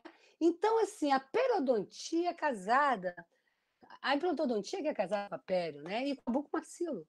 Né? O meu bucomaxilo, quantas vezes ele precisa de entrar em alguma cirurgia, tem hospital, e com uma prótese, mas a periodontia, com todas. Acho que a implantodontia no Brasil é uma especialidade, nos Estados Unidos eles nem consideram especialidade. Eles consideram, você vai fazer seu curso, seu master course, você vai fazer um continuing education, vai fazer alguma coisa. Ela é casada com outras especialidades, com a pério. Junta, twins. Né? E você vê que da classe 1, da posicionamento sagital da raiz, ela mudou completamente. Isso aqui já foi um guia cirúrgico. E a gente colocou para fazer essa tomografia. Porque é uma coisa muito bonita de se ver. Né? Hoje, eu estou colocando esse caso, nós já estamos acabando para entrar numa regeneração mais complexa e acabar a aula. Eu estou colocando esse caso porque, de acordo com o Nelson Pinto, hoje a gente está fazendo uma regeneração chamada regeneração naturalmente guiada, sem biomaterial. Eu fiz o curso com ele em 2019, eu tenho já 2 de consultório, 3 da faculdade, esse caso aqui tem histologia, onde a gente usa somente PRF.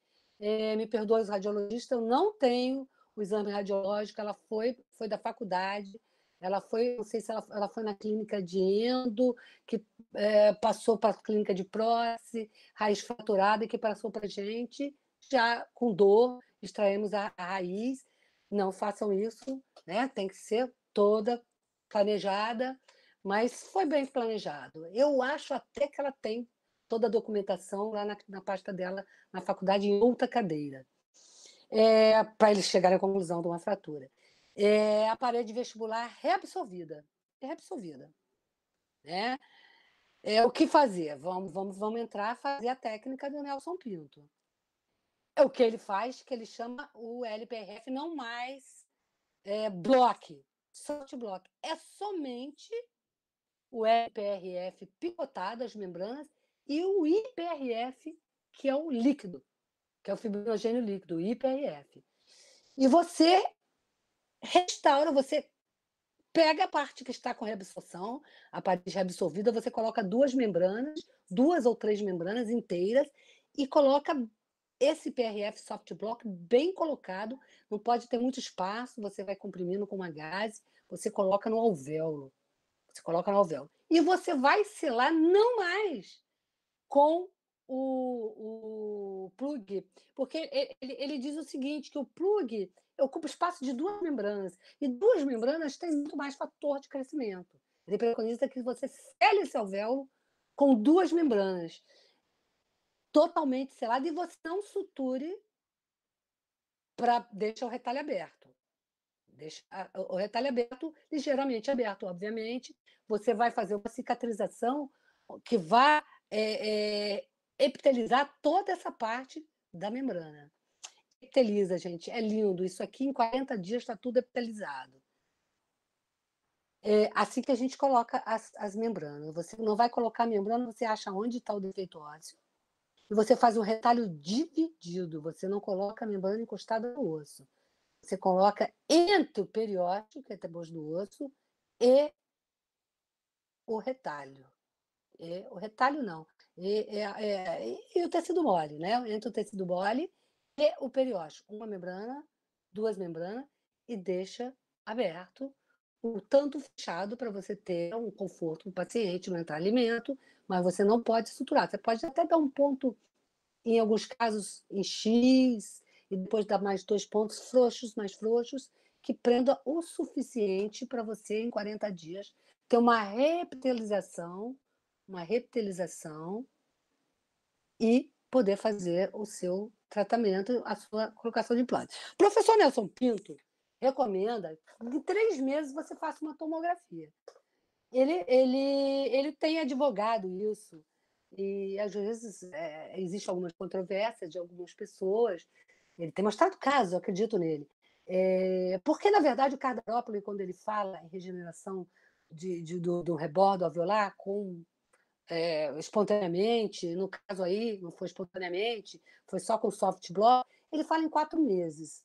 Aí a gente resolveu fazer a tomografia em 3 meses e meio e pôr o implante em 4 meses para ver se estava aquele osso bem cicatrizado. E estava.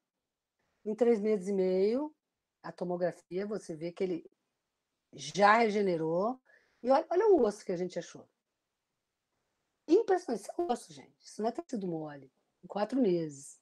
Instalamos o implante, o mais bonito é a da professora Adriana Terezinha Novalino, da Universidade Federal Fluminense, da UF, ela que faz para mim a minha histologia. Ela achou lindo, falou, Sandra, a gente fez, treinou, mandou para biópsia, não achou um tecido inflamatório, que pode ser que com biomaterial você até ache alguma coisa, com uma membrana, principalmente membrana de colágeno, você acha alguma não inflamação propriamente dita, mas algum tecido diferente, que ela sempre pergunta, o que você colocou? Fala, foi membrana, foi doxapatita bovina, foi osso autógeno. E olha a quantidade de osso nos asteriscos, obviamente que vai continuar, porque aquilo não é para carga imediata. Mas a gente achou, logo no início, o osso bem duro. Tá? Lógico que em maioria dos alvéolos de molar, quando você passa a cortical, você acha uma parte, em alguns, né, bem mole, que você trava, você consegue travar, mas não com estabilidade primária para se conseguir uma carga imediata. É belíssima essa histologia, osso puro, né? A Soft Shield que eu falei no começo é uma outra maneira, não, é uma maneira que veio para ficar.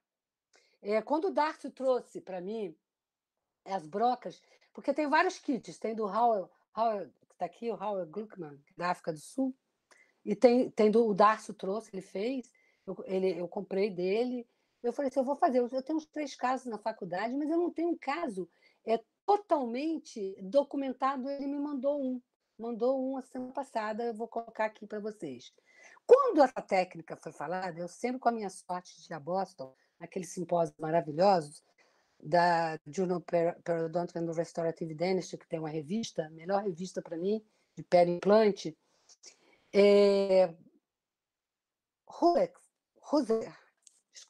o Husler, que é o companheiro do Otto Zur, vem muito ao Brasil dar curso de pele, maravilhoso, um dos meus ídolos também, já tinha preconizado essa técnica, ele mostrou nesse congresso, nesse simpósio. A plateia fez assim,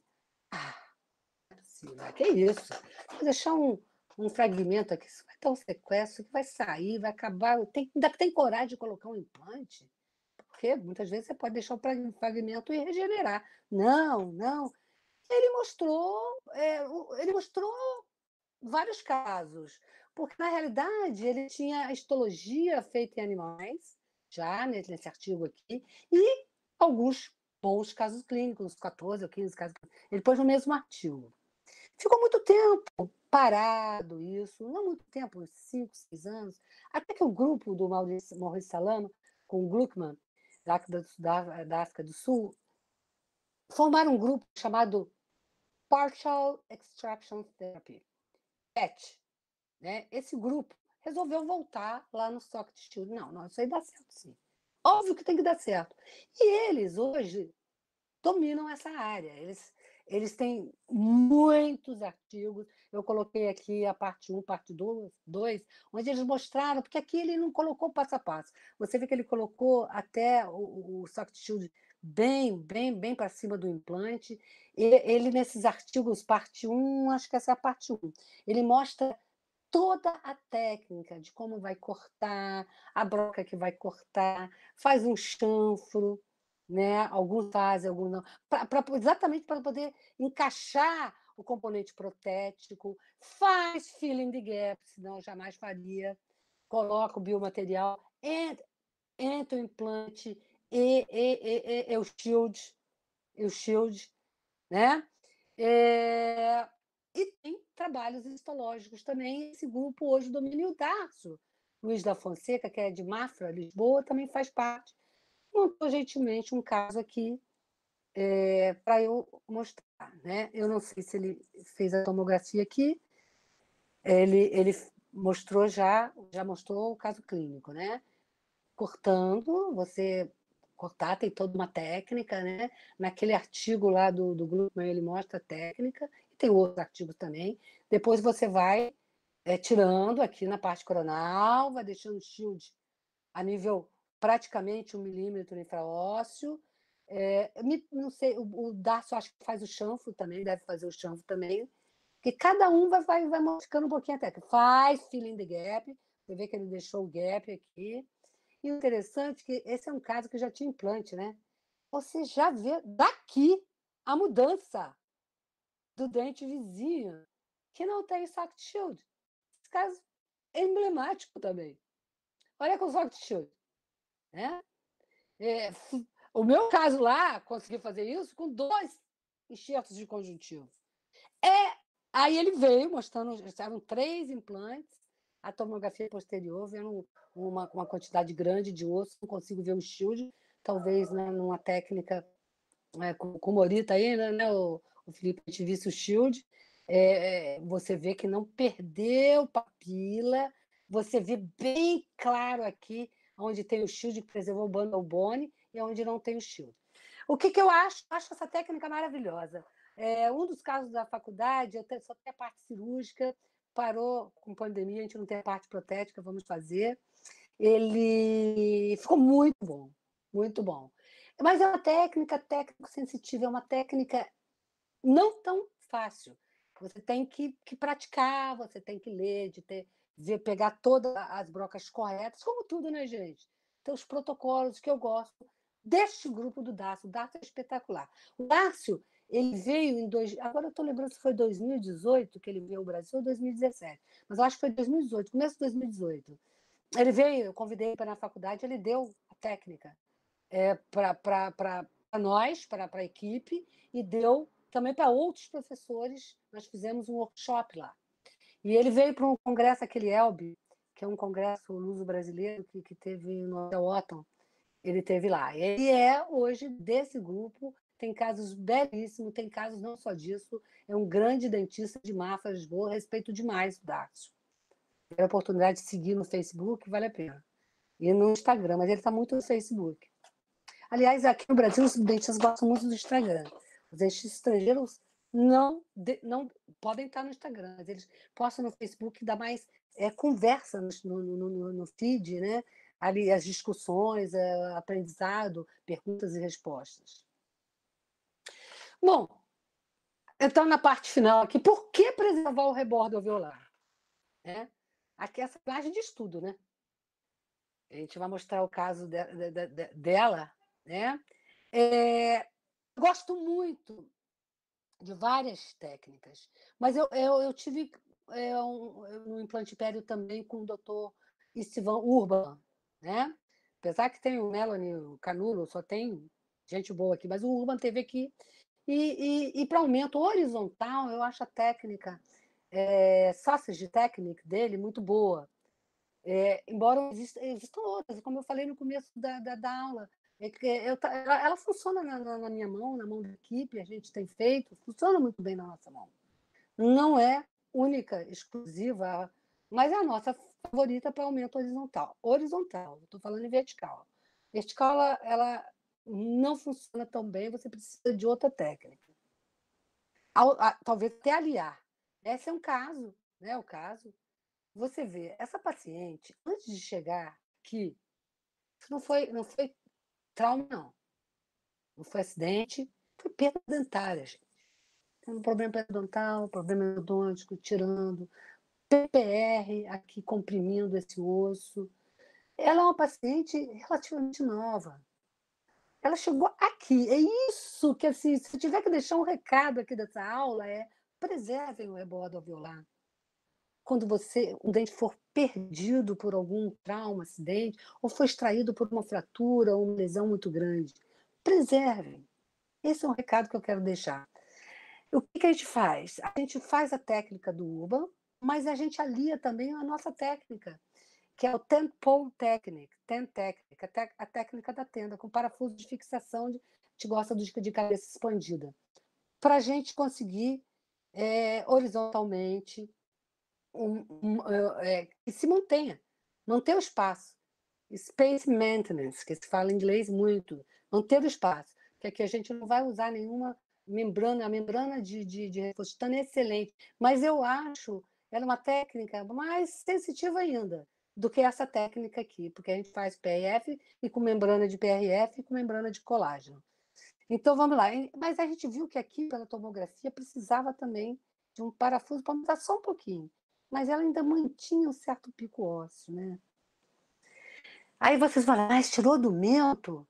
Porque a técnica deles é uma mistura de osso autógeno, de osso particulado, que a gente usa biose, aqui é biose, ou Estagraft, e de LPRF. Porque ela não tinha, gente. Ela também está com um problema lá para a gente resolver, na parte posterior. Então, a técnica do mento é uma técnica fácil, eu acho fácil de tirar. Ela pode dar uma ligeira parestesia no paciente por 1, 2, no máximo 3 meses, mas passa. A gente faz, é uma técnica que a gente tem que usar a mão, a gente tem que usar a mão do recurso que o paciente tem. No caso dela, foi isso. Colhemos sempre o osso com brocas coletoras, isso aqui é 3M de osso, coletamos e vamos fazer essa mistura aqui. Fazemos a mistura, vou mostrar num vídeo rapidinho, é de outro paciente que eu consegui fazer um vídeo mostrando o passo a passo dessa técnica. E essa técnica tem que ser com membrana.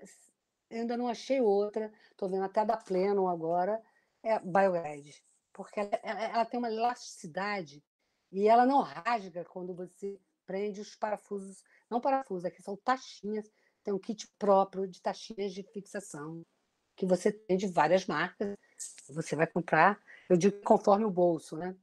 Vai comprar. Você tem que fazer ela bem certinha para poder dar certo, né? Eu vou mostrar um vídeo aqui, vou até baixar um pouquinho para não ficar. É um vídeo que mostra o stick bone e mostra essa técnica. Vamos lá, então. Eu abaixei para poder falar junto. Tá dando para escutar, Felipe? Felipe? Baixando para me escutar?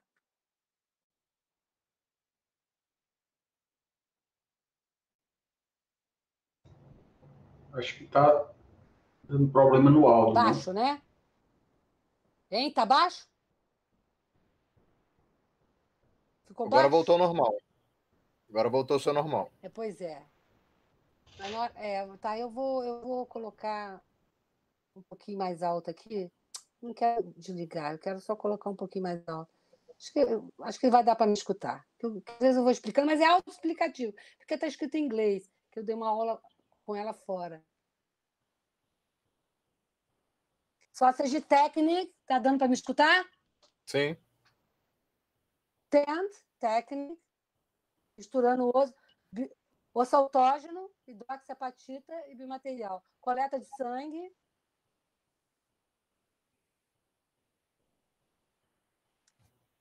PRF líquido. PRF block. E colocando no sítio. Veja como essa membrana ela é elástica.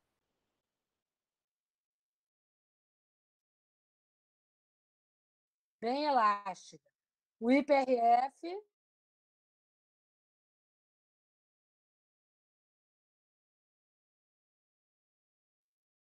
Aqui sou eu, vou pôr a mão. É a minha mãozinha, eu pus para ver se virou sausage. Várias membranas por cima.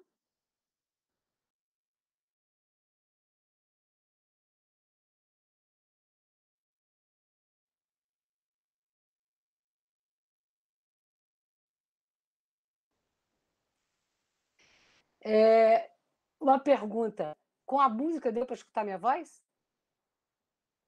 Perfeitamente. Então tá bom. Ficou muito autoexplicativo. Essa é a técnica do Urban, é a sausage técnica. A gente gosta de usar um fio de sutura que não tem muita aderência de placa. Esse aqui é o fio da Citoplast. É vendido aqui no Brasil, acho que é a Implacil que vende. Excelente. Uma semana de pós-cirúrgico, você vê que é na área do mento perfeitamente, sem decência nenhuma, cicatrizado.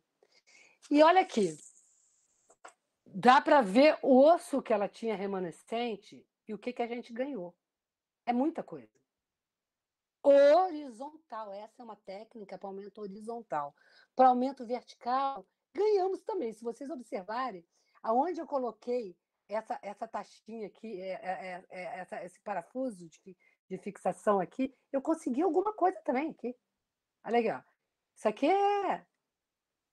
é biomaterial também, ó. Consegui também. Mas não é para fazer um rebordo todo, tá? O último caso é de uma senhora que eu tinha mostrado lá, a perda dela. Imagina o que ela teve para chegar nessa perda, né, gente? Não é possível. Porque deixa eu mostrar a tomografia, não vou mostrar o caso todo dela. Olha o que ela usava de PPR. Ela não queria fazer cirurgia de jeito nenhum. Totalmente decepcionada com a odontologia, de maneira geral. Isso foi feito por mim, pelo Rafael. Rafael Santos, que é meu assistente na faculdade. Não quero mais ser uma paciente da faculdade. Não quero. Simplesmente eu quero colocar uma ponte fixa aqui. Você faz uma gengiva da maneira que der, um enxerto contínuo. Não, deixa fazer. Vamos tentar. Tenho certeza que você vai gostar. Foi feita a cirurgia. Olha como é que ela era, né? Essa aqui é a perda óssea dela, nessa imagem 3D, e é aquela perda que eu mostrei. Então, o que a gente fez? O mesmo de sempre, não sem paciência alguma, foto cirúrgica, eu tenho pós-cirúrgico, vocês vão ficar impressionados, que é um caso lindíssimo.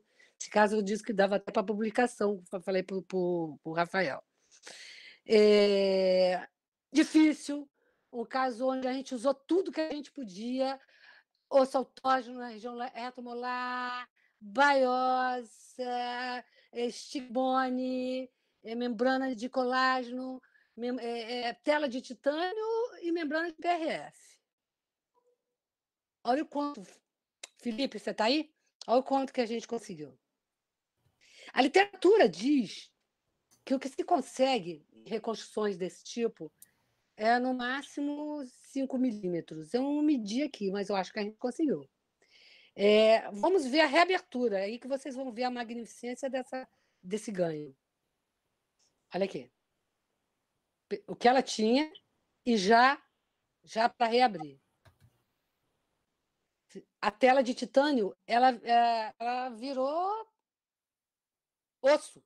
Teve osso recobrindo ela. Foi muito difícil tirar a tela de titânio. Essa tela não abriu, por nossa sorte, porque muitos casos é uma técnica difícil, titânio, mas para mim é a melhor técnica para aumento vertical, que eu mais gosto.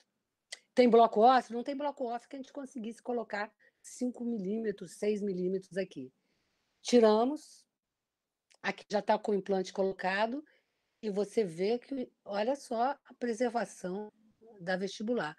O caso, nós íamos reabrir essa paciente, já estava marcado, foi dia 26 de março agora, para já provisionalizar e deixar esse caso lindo para um próximo curso. Né? Agora, o problema desses casos é o quê? Linha mucogengival, gente. Você, para fechar uma tela de titânio, para você colocar osso, membrana, mais osso autógeno misturado com biomaterial, fazer stick bond, você puxa, você traz quase no palato a mucosa, puramente mucosa. Esse é o grande problema. A gente pensou, vamos fazer na reabertura? Eu falei, não, a gente fez antes da reabertura. Tá? Olha só mucosa. Tá vendo? Mucosa. A gente tentou um caso muito interessante. A gente colocou membrana de PRF aqui também, tanto que a gente acredita. Ficou faltando alguma coisa de tecido mais queratinizado aqui que a gente colocou no próximo slide. E vimos que não adianta. Isso é uma técnica do Urban também, que ele fala que é para fazer o strip. Você coloca tecido queratinizado em cima, coronariamente, e coloca no rebordo. Só que a gente colocou muito em cima, não o padrão genético. O padrão genético é aqui. Não adianta colocar lá. Ela vai voltar a ter o vestíbulo dela aqui. Não adianta fazer um aprofundamento de vestíbulo tão grande. Você vê, o tecido queratinizado, mas foi bom. Tivemos que colocar de novo. Vem a pério aliada. Aí nós paramos. Eu não tenho a foto que o Rafael tirou os pontos dela sem e vamos ter depois com a prótese colocada. Mas eu acho esse caso muito bem resolvido mediante essa perda vertical muito grande. Então, vamos direto ao ponto. Em preservação do rebordo alveolar, alvéolo pós-extração, instalações imediatas, regeneração do alvéolo sempre flapless, ou eu faço instalação, ou eu vou fazer a regeneração. Muito regeneração no curso. O consultório é questão da curva de aprendizado também, né? A gente faz muita instalação imediata, flapless. Uso substitutos ósseos. Dentro dos substitutos ósseos que eu prefiro são os enxertos xenógenos, e estou indo muito tendenciosa para as biocerâmicas, a hidroxiapatita, mais o beta-fosfato tricálcico, que só a hidroxiapatita eu acho que fica muito... fica muito denso. Você, hoje, com o advento da osso-densificação, você precisa um osso mais trabecular, e com o beta-fosfato tricálcico você consegue que haja uma reabsorção, uma remodelação, uma substituição e com o advento da osso-densificação, em alguns casos, eu acho necessário. E para preenchimento de gap, eu continuo fechado com osso xenógeno. Sempre LPRF, sempre. Selamento do alvéolo, ou com plug, ou com membrana de PRF. Se eu vou para a reconstrução do alvéolo, em aumento horizontal, mistura de osso bovino, a técnica do Urban, sausage, o osso bovino anorgânico, né, é o que seria o xenógeno, baiose, estagraft, mistura 50%, 50% osso autógeno, LPRF, e a TEN Technique, membrana de colágeno fixada com taxinhas, e a TEN Technique para dar o espaço adequado. E aumento vertical, sempre fechado, tudo isso com LPRF, tela de titânio. Eu posso falar aqui, Felipe, sobre o nosso próximo curso, rapidinho? Deve. À vontade. A gente está abrindo em março, que poderia entrar até junho. Você imagina se alguém ia se matricular em abril, maio. Né? Nós vamos abrir de novo em agosto, mas é um curso com 4 certificações, como eu falei, nossa equipe eminentemente periodontista vai ser certificação em implantodontia, cirurgia guiada, em LPRF, venopunção, e em cirurgia plástica periodontal. Vão ser 4 certificações pelo CFO e pelo MEC. Né? O número do curso está aqui, mas também no site da São Leopoldo Mandico, por unidade, vocês me acham facilmente. Eu deixo meus contatos aqui, para quem quiser ter algum contato comigo. Eu estou assim, à disposição para uma coisa, a partir dos artigos que eu coloquei aqui. Sempre me pedem, sempre. No da UELFA que eu fiz, eu falei mais ou menos o mesmo assunto. Foi uma aula não só menos voltada para tomografia. E me pediram muito, estou à disposição. Tá? E agora a gente pode voltar, né, Felipe, para conversar. Sim. Sandra praticamente foi uma atualização em implantodontia para radiologistas, tá? Foi. É verdade, não é verdade? Porque eu considero importantíssimo conhecer, saber como se faz, né? O que a gente pensa, né? Como o implantodontista pensa, o que ele utiliza, os recursos que utiliza, para a gente poder falar a mesma língua, para a gente poder ou fazer no consultório é sensacional. Eu tenho você, Felipe. Lucas, gosto de você, Marcelo, mas o Felipe é meu queridinho, porque são muitos anos de convivência ali do lado. E está no Rio, só se vocês vierem para cá. Na faculdade, a gente também tem tomógrafo. Tá? A gente também faz. Mas não é o Felipe. Também é muito bom. E outra coisa assim que eu achei interessante justamente nós temos discutido nessa série, né, do Papo em Tons de Cinza, é a importância do planejamento. Todo o seu caso são muito bem planejados, né? Tem fotografia, tem o enceramento, né? Tem a tomografia. Antes e depois. Antes e depois, exatamente isso. O seu estudante do seu curso, né, de especialização, ele já tem contato com isso, então eu tenho certeza que depois ele leva isso para a sua rotina, né? Espero que leve, porque assim, a gente é bravo. Eu sou uma pessoa super amiga, mas sou brava. Na apresentação, já tem que saber se tem todos os materiais, e no dia da cirurgia, se não tiver, não opera. O professor opera o colega que tem que ser assim. Mas assim, olha, eu vou te falar, essa última turminha minha que ainda não acabou, eu ainda tenho. Porque parou, né? Nós vamos voltar à faculdade agora em julho. Essa turminha é sensacional. Estão acabando. Elas operaram muito. É uma turma jovem. Eu tenho aluno de 24, 25, 26 anos também. Como tem mais velhos. Muito boa. Operaram bastante.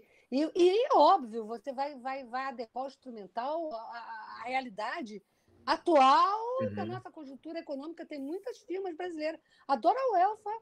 Exige algumas coisas, como as pinças de periodontia. Nós temos a Máximos também, que está aí nos ajudando, aí que nos escute. Né? Temos vários. A Lilian, que nos vende também, que você deve conhecer. Temos vários. Né? Então, assim, eu acho que todo mundo pode fazer com um bom instrumental. Felipe, queria só fazer um comentário. Eu quase fui periodontista, viu, Sandra? Você babou, então, aí com os conjuntivos, né? Com certeza. E uma das coisas que mais me chama a atenção é o seguinte, é que há alguns anos atrás, né, os descrentes, ou os... Vamos chamar de descrentes, porque eu acho que fica mais interessante. Diziam que a periodontia e a endodontia, com o advento dos implantes, eram especialidades mortas, né? Imagina, dente, eu falo todo dia, hoje eu não falei, não sei por quê. Dente é soberano. A gente Agora, vê que... aquilo que o Felipe fala, você também não pode esperar muito quando você vê que realmente ele está perdido, né? Mas quem sabe manipular periodonto, né? Principalmente hoje com a estética, quem sabe mexer com tecido mole, quem domina realmente um fluxograma que envolva tomografia, que envolva manipulação de software e principalmente entenda os princípios biológicos, saiba que o tecido tem seu tempo, o osso tem seu tempo, a maturação é necessária. Sim. Essa que é a odontologia, né? Que nós preconizamos, não simplesmente... Graças a Deus que nós preconizamos. Porque o que a gente vê hoje em dia é o afã de literalmente... Acho que esse é um assunto recorrente nas nossas lives, a gente vê que a pressa literalmente é inimiga da perfeição. E quem desconhece a biologia, mais cedo ou mais tarde vai pagar o preço. Com certeza, com certeza. É aquilo que eu falei, biologia aliada a evidências científicas e a clínica. Que também, se você não for um bom clínico, não tiver a sua experiência, não tiver bons instrumentais, não operar bastante, não tiver protocolos reprodutíveis, isso não adianta também. É tudo junto, né? É um trio ali. Exatamente. Até baseado no que o Felipe falou e que o Marcelo também complementou,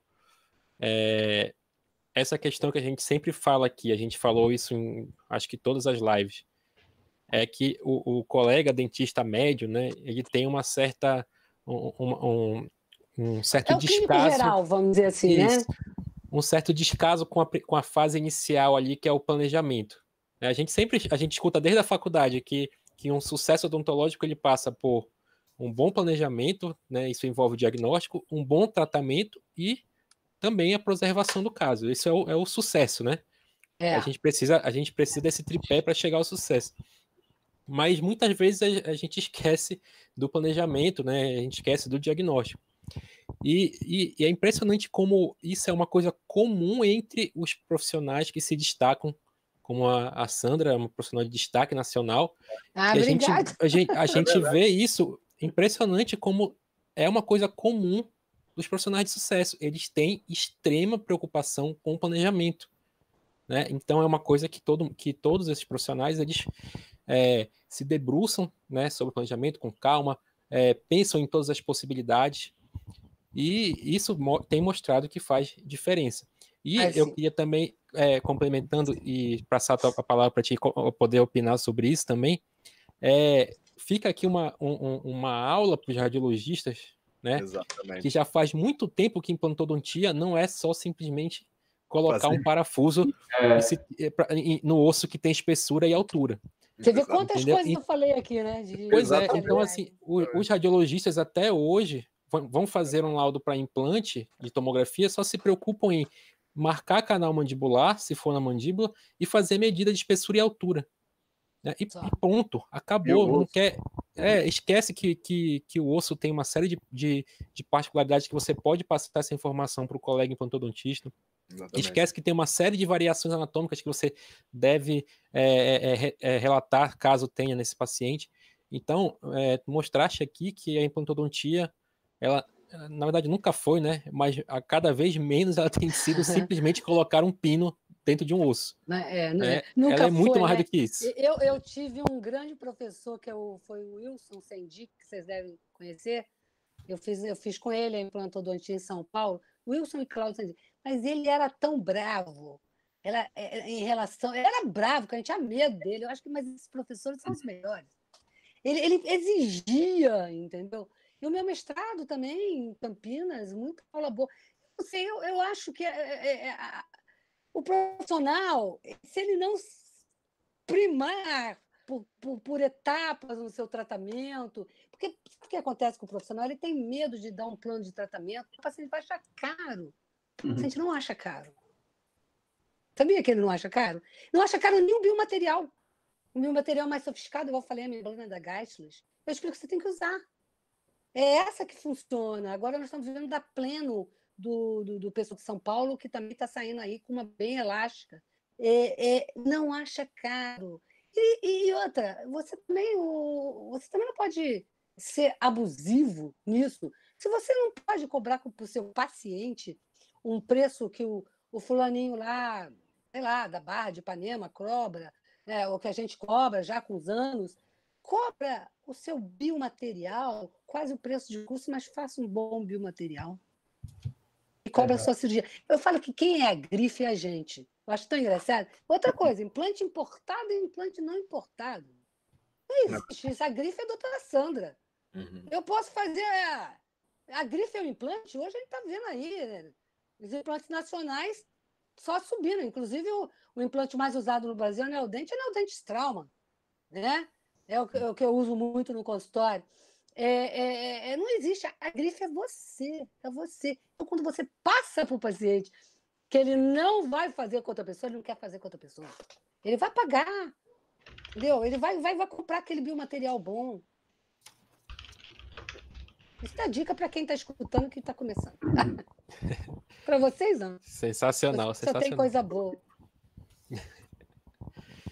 Bom, outra coisa que a gente sempre fica muito curioso, né?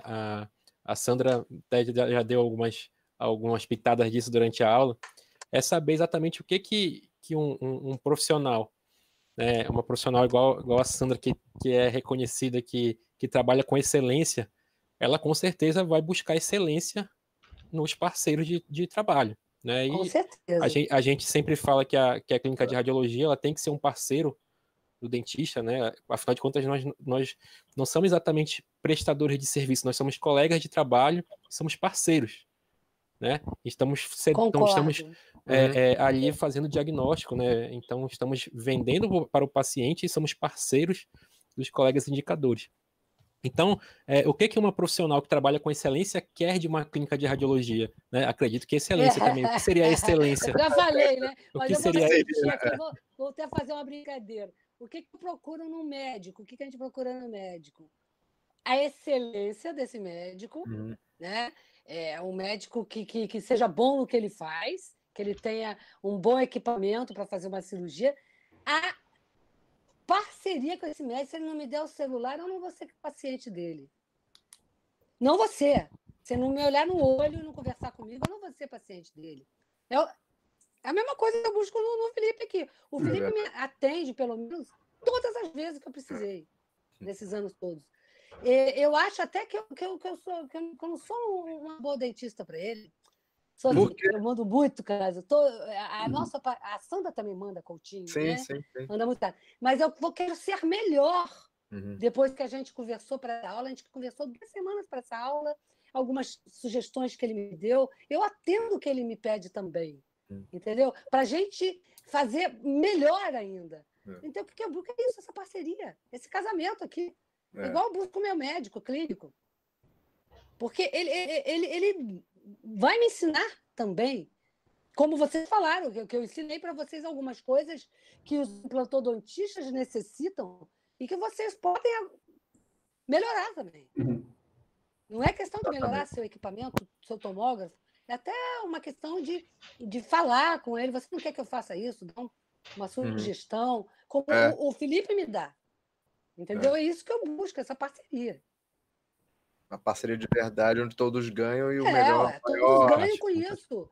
Todos ganham com isso. O maior beneficiado com isso é o paciente, né? É isso que a gente é o indivíduo, o paciente. Isso é importantíssimo. Bem, gente, passamos aqui um pouco do nosso tempo aqui. Eu passei.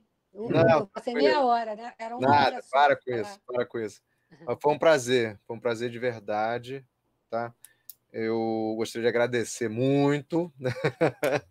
Eu que agradeço. Eu adoro dar aula. Essa experiência. Não, a gente sente isso, é paixão, né? É paixão. Da paixão, né? E eu queria agradecer, passar a palavra aos amigos. E antes disso, eu vou lembrando aqui, antes de nós esquecermos, também que na semana que vem nós temos nosso último episódio, né, que é com o professor João Batista, né, que é o Babá, né, a gente chama ele de Babá, é amigo também. Ele vai falar sobre autotransplantes dentários. Tá? Então, legal. É um tema interessante. Eu vou ver. É um tema interessante também. Tá? Na semana que vem, dia 2 às 19h30. Ok. Meus amigos, podem terminar, por favor. Sandra, palavras finais. Quer que eu fale? Eles vão falar. Acho Lucas, vai falar? Eu vou falar. Pode falar. Então fala aí. Eu só quero agradecer, né? Faço minhas as palavras do Felipe. Fazia tempo que eu não tinha um review tão Exatamente. Tão completo da periodontia e das técnicas que são usadas. Então, sem dúvida que somou tremendamente, né? Acho que cada vez que a gente vê uma aula de tão alto padrão, agrega e a gente passa a incorporar isso no nosso cotidiano. E, além de agradecer a Sandra, agradeço ao Felipe, ao Lucas, pela oportunidade, pelo convite. Esse é um projeto extremamente interessante e vamos para a segunda temporada, né? Na segunda temporada nós vamos Blue Sky, hein? Tá vendo? Obrigado. Vocês? Obrigado demais a vocês, gente. Espero revê-los. Foi um prazer. Obrigado mesmo. Felipe, amanhã mesmo eu já estou operando com o caso que ele fez e já vou ligar para segunda-feira outro. Ótimo. Grande abraço, gente. A gente, né, que essa pandemia, só um recadinho final, essa pandemia ela foi muito ruim em vários aspectos, principalmente pela doença, óbvio. Sim. Mas ela trouxe isso aqui em larga escala, webinar e lives, que veio para ficar o ensino à distância, vai ser altamente utilizado. Na Nação Leopoldo Mandica ele já é utilizado, mas vai ser altamente utilizado. Eu acho que a gente só tem a ganhar. Não é verdade? É isso. Estarei com vocês na próxima temporada, se vocês me cuidarem. Tá bom? Abraço. Tchau, gente. Gente, muito obrigado, Sandra. Mais uma vez, obrigado por aceitar o nosso convite. Então, a gente vai encerrar aqui o nosso 5º episódio, né? O Felipe já falou, a gente vai ter o nosso episódio final da primeira temporada.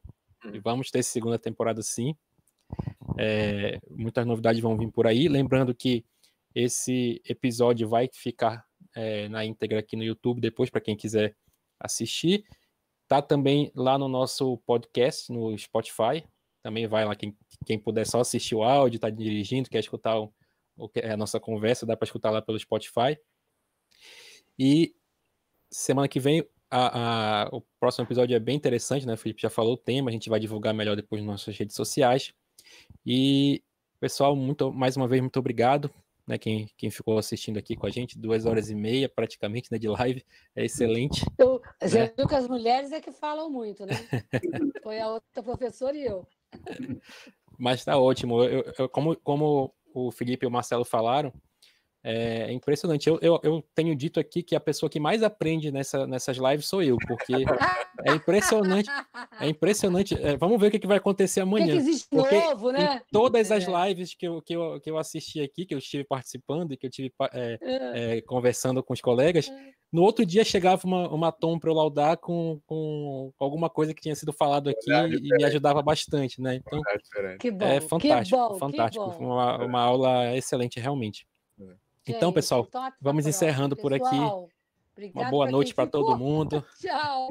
Tchau, gente. Até a próxima. Tchau.